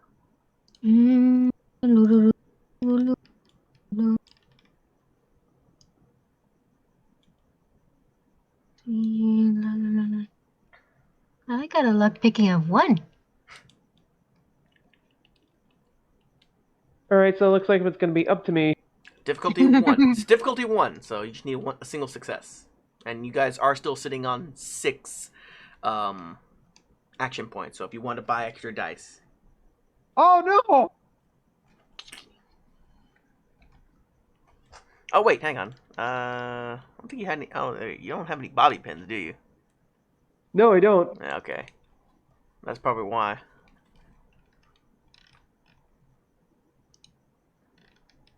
Actually... And there's also a complication roll there, too. Yeah, I know. Hang on.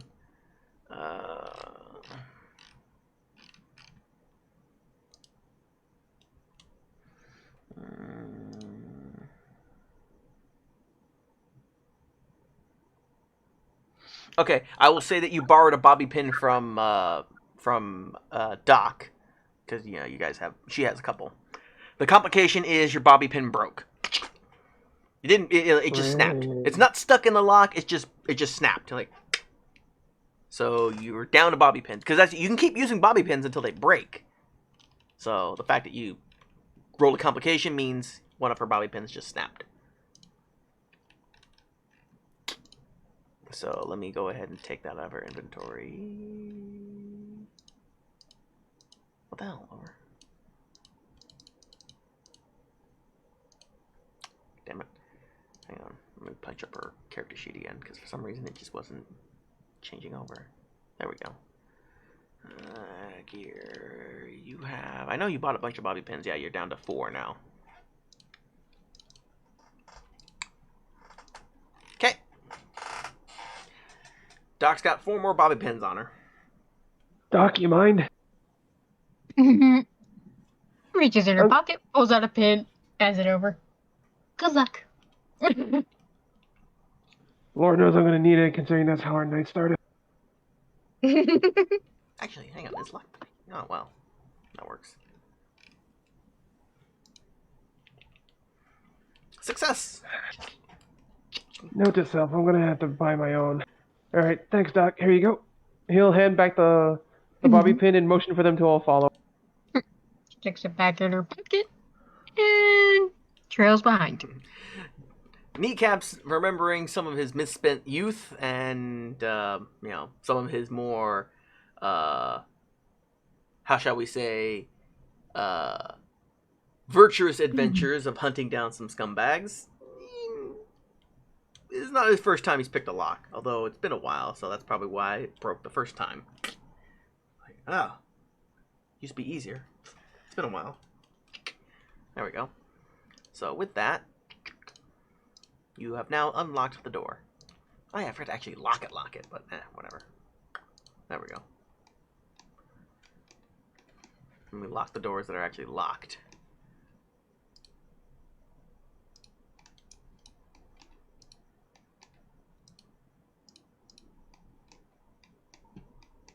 Okay. So the door is open. The gate is now open, and you are free. Whoops! Ah, damn it, wrong button.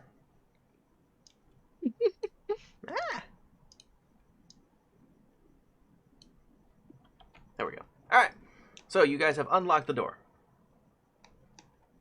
The turrets still haven't noticed kneecaps yet, and Right. you're still your stealth check is still good.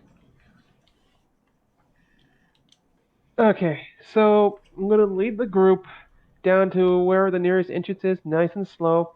Well, Hopefully past the turret. Well, which way do you want to go? Because there's 2 ways you can go. Or- You can try going slinking around this way on this path, or you can try and go straight past the turrets down to the south toward the front door. Because those are the only 2 paths ahead. We're going to avoid the turrets for now. All right. So you can go ahead by yourself. 'Cause right now, yeah, you told them to wait for you, so you're gonna sneak past. So far, nothing. So far, so good. Mm-hmm. I'll motion for Jack, Doc, and Big T to follow. Jeff. Jack. Yeah, not Jack. You don't know Jack. Anyways, okay. Doc and Big T, if the group wants to get through, you need to, well, if you don't want to risk aggroing the turrets, you need to make a stealth check. Okay. Stealth and agility, or sneak and agility.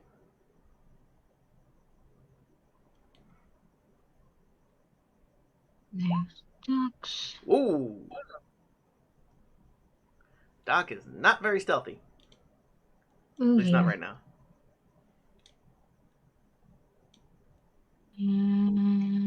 Let's see if Big T is any better.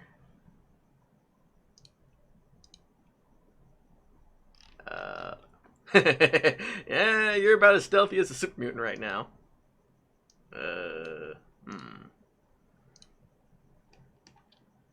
So attempting to, as the group attempts to sneak in through the gate to avoid the turret's detection. Why am I hearing myself? Mm-hmm. Anyways, The turrets don't go completely aggro, but their lights now flicker yellow. They're on alert. They haven't alerted anything or picked up anything. They haven't set off any alarms, but they're like, they hear something. There's something that has triggered their alert senses. So now they're a bit more. They've gone from their standard frontal cone to now they're going completely 180. So they're going they're doing a full sweep left to right.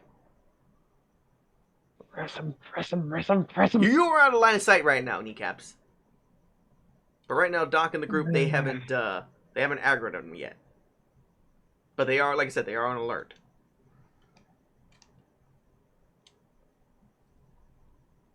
You're just lucky nobody rolled a complication. Although Big T got dangerously close. Actually, both of them. You both rolled 19s. Okay. Son of a bitch. And it's funny. I was gonna say it's funny because Big T's he needs to hit a 12 and he hit a 16 and a 19. Ambrosia needs to hit a 9. Yeah, he's an agile super mutant, that's for sure. Alright, things are gonna have to go a little differently now. Hold on. Let me take a look at my inventory real quick. Go ahead.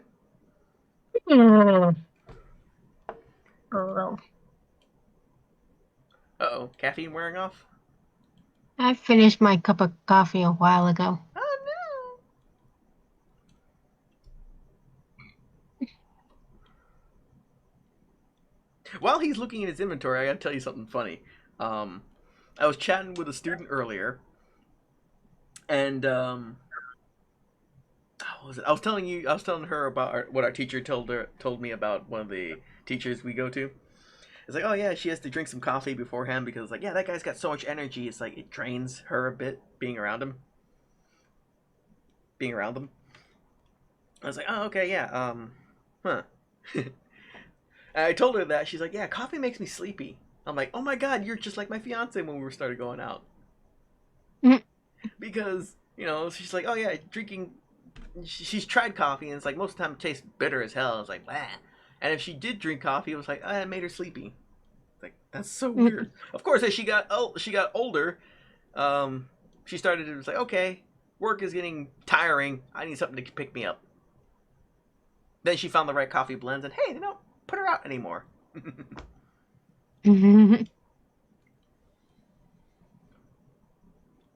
Okay, I finished checking through my inventory. I have an idea. What are you gonna do? Alright, I'm gonna motion for them to come over to the fence so I can whisper. Alright. You don't have to move her exactly, but yeah, we'll get it. Go ahead. Alright, T, Doc, Jeff, over here, real quick. What's up? Okay, I hate to say this, but I think the turrets caught wind of you two. I managed to get by, but evidently you three weren't so lucky. So here's what's gonna happen. Now, T, I think you're gonna love this. Oh, go on. Glenn is going to open up his jacket and reveal the what's it called? Oh, he's going to open up his pack and reveal a set of bombs and some Molotovs of his own. Oh yeah, some of the explosives you got. You thinking what I'm thinking? You want to go loud and hot right now?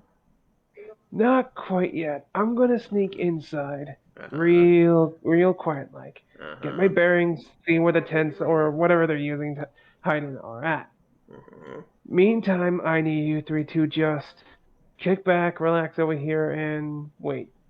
Get your gear all set, and if you start hearing gunfire, you run in and start shooting at anything that doesn't look like me. All right.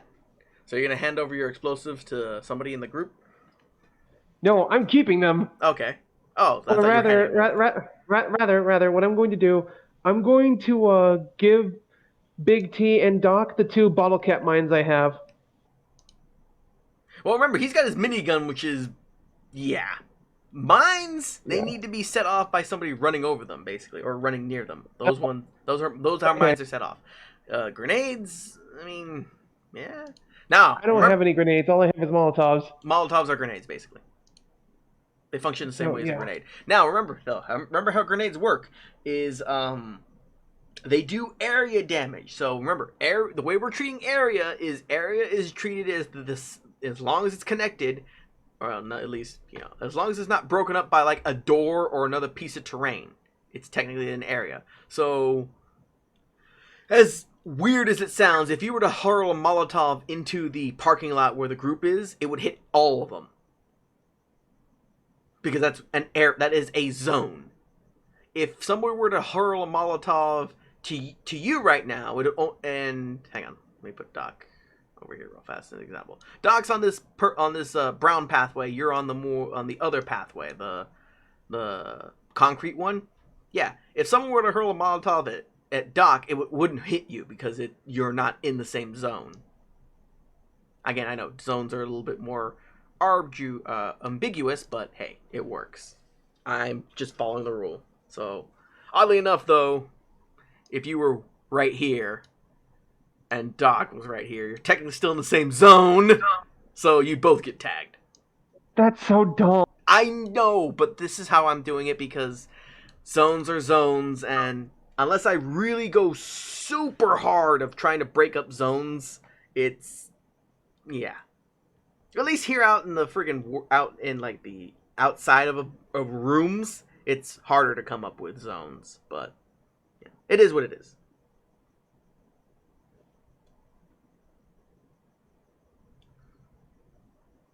Anyways, go on. So, carry out how you're going to carry out. They'll just lay low here in the parking lot and, wait for a signal. I'm going in toward the top left. Okay, go about.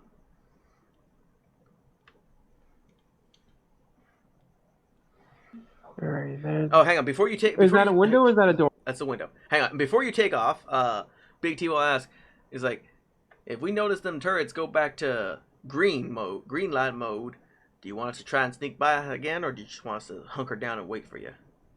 Oh no, that totally works. Go for it. All right. So the group will sit in place as long as the turrets are yellow. Yellow. I'm starting to sound like T. While they're yellow, and if they go back to green, which they will after a certain amount of time has passed, they'll try to sneak past again. Okay, so... Or until you come back and give them the word, whichever happens first. So right, for the time being, it's still yellow. Go on. Here's what I'm going to do. Mm-hmm. Do I spot the window as I round the corner? Yes, you do spot the window. Alright, Kneecaps is going to fall onto his stomach and start crawling. Okay, prone it is. You are below the level. Okay, I'm going to go over to the window, nice and quiet-like. Mm-hmm. And, what's it called? What do I have to roll in order to see if I can hear anything going on inside? That would be at least perception, but let me see here. I'm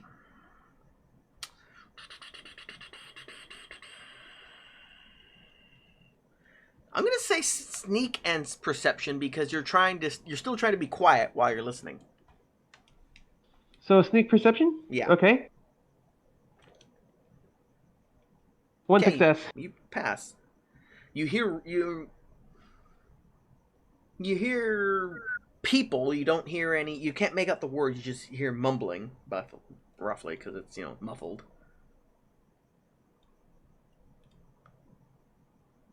You can't make out any words, but you do hear that there are people awake, and there are awake, and whoever's in that room is awake.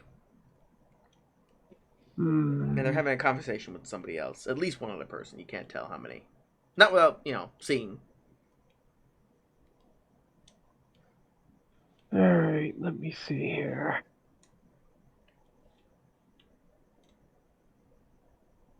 I am going to try and... Do I hear how far away they are from the window? No. Damn it. Okay, I'm going to keep... Yeah, you don't know if they're looking out the window. You don't know if they're right against it or on the other side of it. You don't have that information. It's just muffled. Alright, I'm going to stay prone, crawling on my belly, as close to the wall as possible, so that way they don't spot me. Okay. Keep going. You can keep going past. Okay. So 4, so good. Yep. This next part's going to be a bit on the rough side. Do I have to roll sneak in order to get past that window's line of sight? No, because you said you went prone and you crawled past, so... As long as you're not trying to peer through the window or, walk past, you don't have to make another stealth check. Okay, I see a door ahead of me. I think it's a door. That is another window. Okay. Same thing.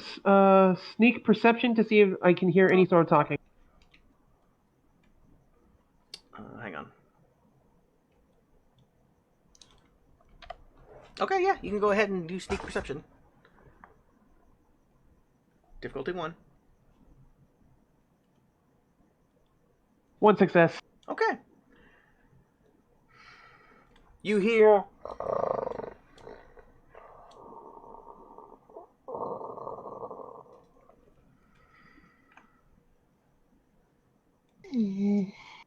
That's what you hear.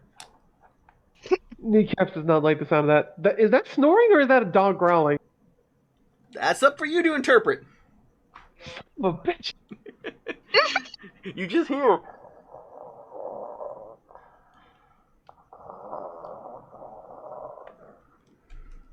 You can't tell if it's dogs. You can't tell if it's a snoring person. I don't think I'm ballsy enough to try and risk looking through the window to see. Back to prone sneaking. Alright. Now, if only we had a jazz remix of the Mission Impossible theme. Boom, boom, boom, boom, boom, boom, boom.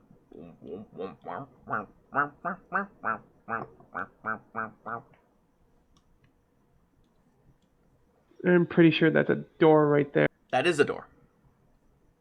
Okay. I'm going to very slightly press against this door. Okay. The door opens outward, so by you pressing up against it, you are not going to fall through it. Alright, I'll very slightly give it a tug. It is locked. Figures. And I should have asked Doc for another bobby pin. Alright, I'm going to peer around the corner then. Okay.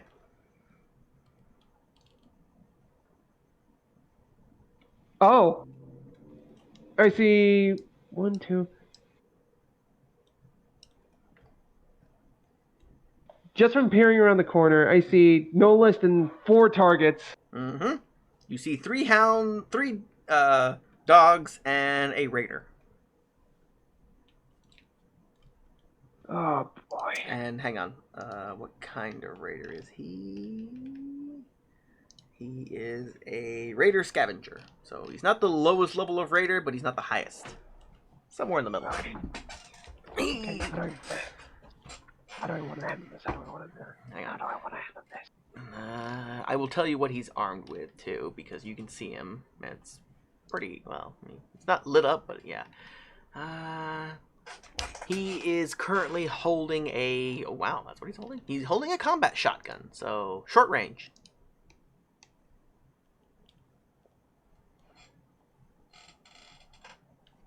But he's really armed.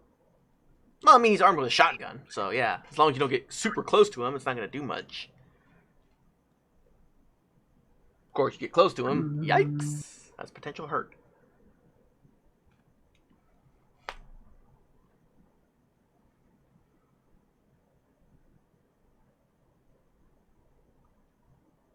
By this time, back to the other part of the group, the turrets up front have now gone green.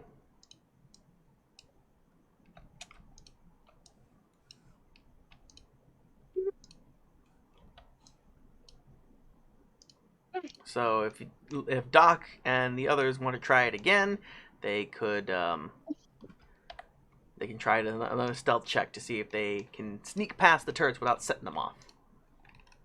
Okay.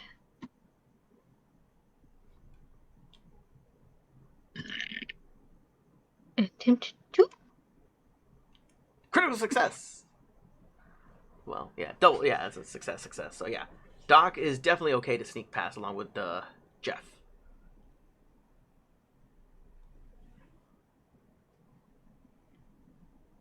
So go ahead and make your movement, And then Big T will try. He'll wait for you to get around the corner so he can try. So that way, if he does set him off, he will be the aggro magnet while you sneak around and do something else.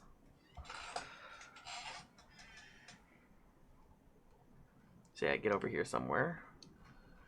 Use motions. Use like, get around the corner.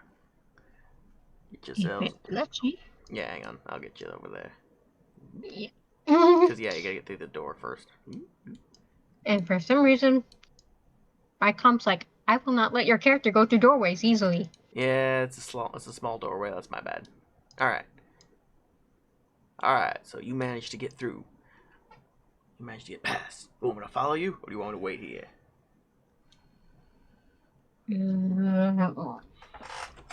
Yo, call, Doc.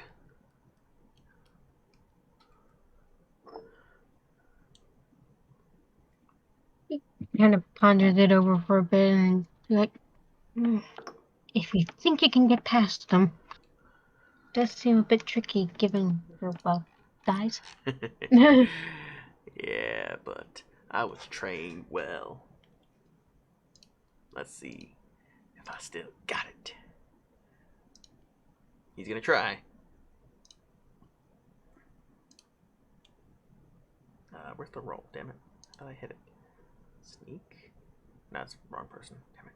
Big T. Sneak? There it is. He made a success.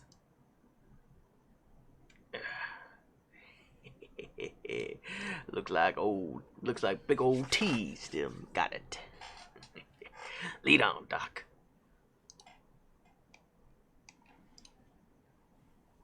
So the group, the main group, the rest of the group managed to slip past the turrets up the front gate.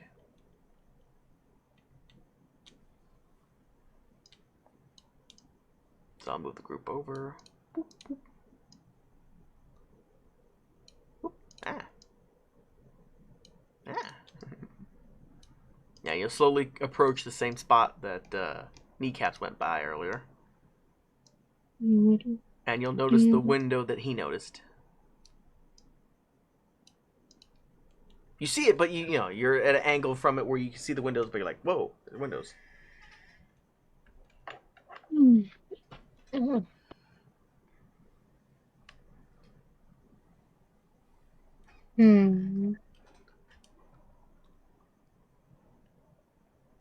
What you see, Doc?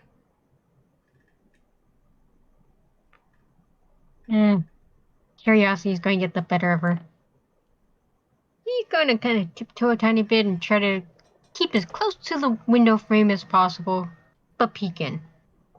Okay, you're gonna make a peek. So I need you to roll a perception stealth check.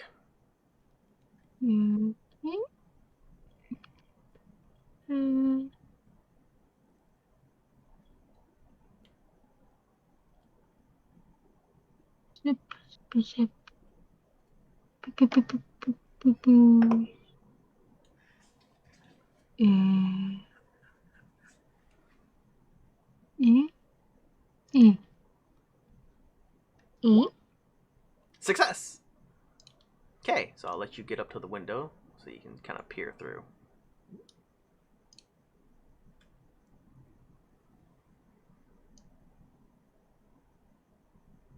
Oh dear. In the window, you see what appears to be a ratherly armored woman with an eye patch. Sitting at a desk with another raider behind her.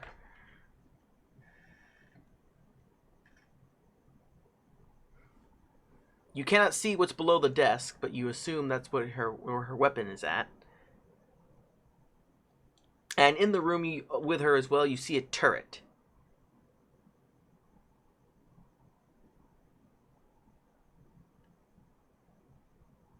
The raider and the woman are apparently having a conversation.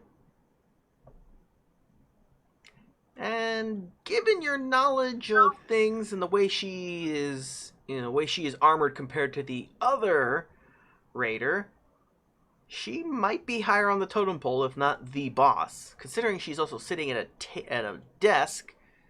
Either she's trying to hack through it, or this might be her office or her quarters or something. Can't tell really. But she does seem to fit the bill of a, raider boss. You don't recognize her. But again, being how Raider society is, sometimes usually the ones in charge have the biggest weapons and the better armor. And her armor is definitely, higher level than that of the Raiders. Raiders wearing just, generic leather armor. She's got combat armor on. Because I think I gave her combat armor. Let me double check.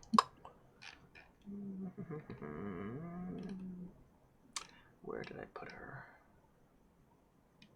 Did I put her all the way at the bottom? Oh yeah, there she is. Boop.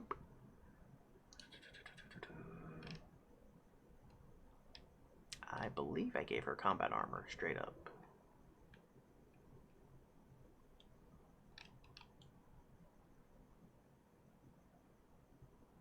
Nope, sorry, she's just wearing heavy Raider armor. She's not wearing combat armor. My bad. Yeah, combat armor is a little higher up on the totem pole. It was really high up, so yeah. She's just wearing heavy raiding armor.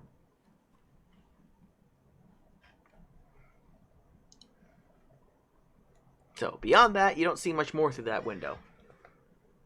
There's another window further down the walkway.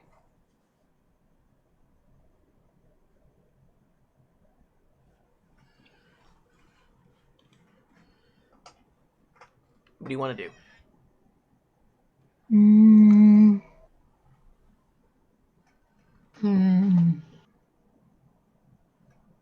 You passed your perception stealth check for this window. If you want to go peer through the other one, you'll have to make another roll. Beyond that, if you want to just drop down to prone and sneak past, you can. Just like, well, you don't know this. Your character doesn't know this, but you know this. Like Zawarsman did with his character. Go prone and just sneak past. That's a difficulty 0. Yeah, she's pretty much. She's like, okay, this is not looking good. I'm not going to risk another one because that was close. Potential boss person found in the corner office room. Good recon. She's going to aim to try and keep as much stealth as she can now. Then she's like, okay, big bad. Let's be extra sneaky. Mm-hmm. So you're gonna sneak past? Alright. Yep. And Big T and Doggo will follow. Oops. Shit. Grabbed the Raider by accident. I'm like, how the hell did I do that? Whoops.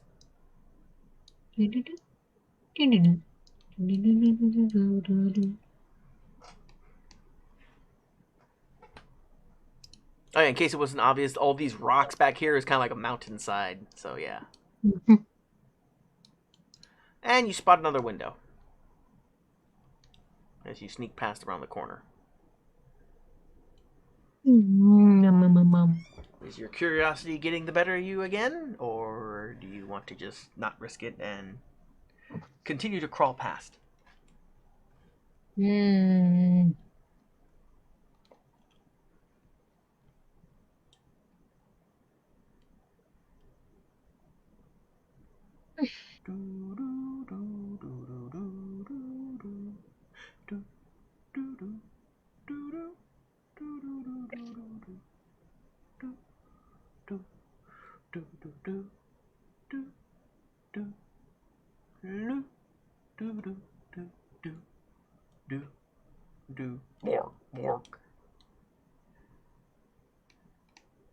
What are your thoughts, my dear? I'm going to keep sneaking past it. You're gonna crawl past? Okay. Yeah. Yep. The group will continue to crawl past, and upon rounding the corner, you spot Kneecaps with his ear against the door. He hasn't noticed you yet, because he's still kind of got his ear up against that door, like,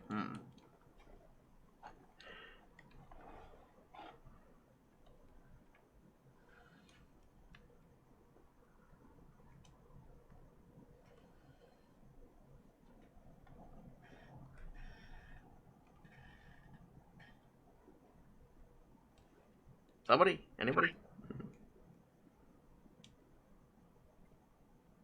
Okay, she will kind of tiptoe her way over and lightly tap him on the shoulder to be like, "We're here, Jeff."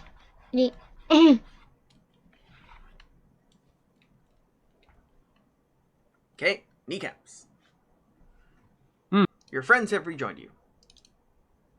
Oh, when did you? Oh, never mind. Did you see anything on the way over here or no?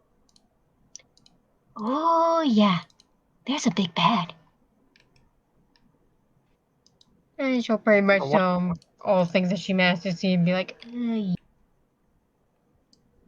Yes, she will inform him. She will catch you up what she spotted. She spotted a room with a large, well, not large, yeah, but she spotted a room that had a raider with bigger armor than the rest. In that little room, she spotted a turret and another raider that she was talking to. She was sitting at a desk and everything else I described earlier. So she might have found the raider boss. She's not sure though.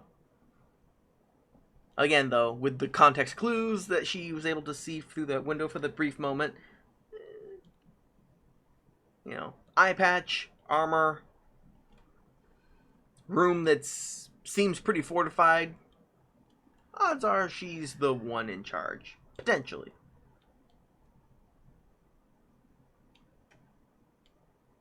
What have you found so far, Kneecaps? Well, around the corner around here, 3 hounds and a raider. I look like maybe second from the bottom, more or less. Just run of the mill. Did not get a good look at what's going on inside, but I think I did hear either snoring or growling. Uh-huh. Well, right after you say that, Big T will correct you. Make that 4 hounds, actually. I see 4 and a raider.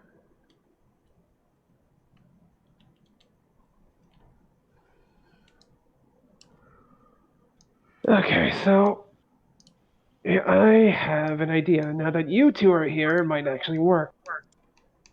Alright. What's going on under that cap of yours? Alright, Doc, I want you and Jeff to get behind Big T. T? We're gonna go back over to where that room was with the people I heard talking about earlier. I want you to gun down that window, and I'm gonna start throwing Molotovs inside.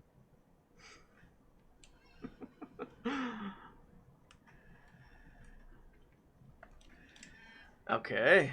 And while they start panicking in there, we'll round the corner, deal with these chumps, and then we'll start fighting our way inside.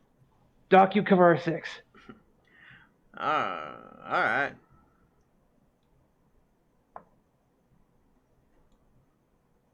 And I think, considering what time it is for my neck of the woods right now, I think that's probably going to be it for me this week.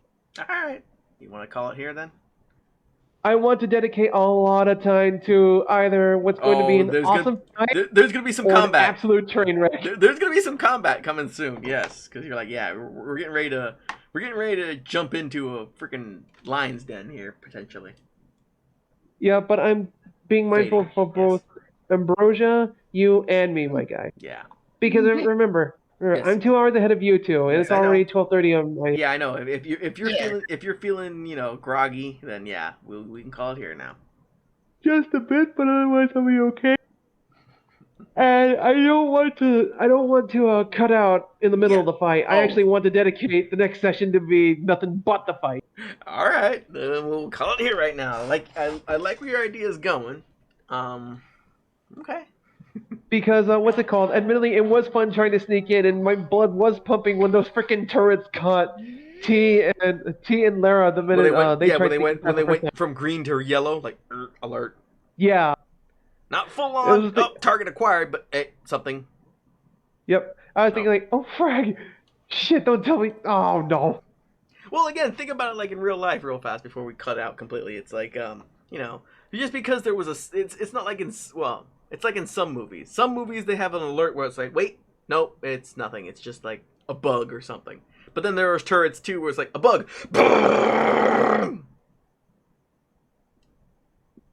Back to normal. Yeah, well, yeah. There's two kinds of turrets we've seen in like movies and games and other things where it's like there's calm mode and kill, and then there's calm, alert, kill. These ones are the latter kind.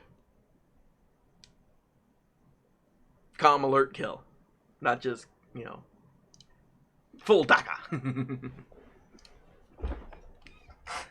Like. Anyways, yes. So yeah, this was cool. I'm glad you guys had a good time. Glad you guys got to finally meet Big T. Big T with his minigun, little JR. And if anybody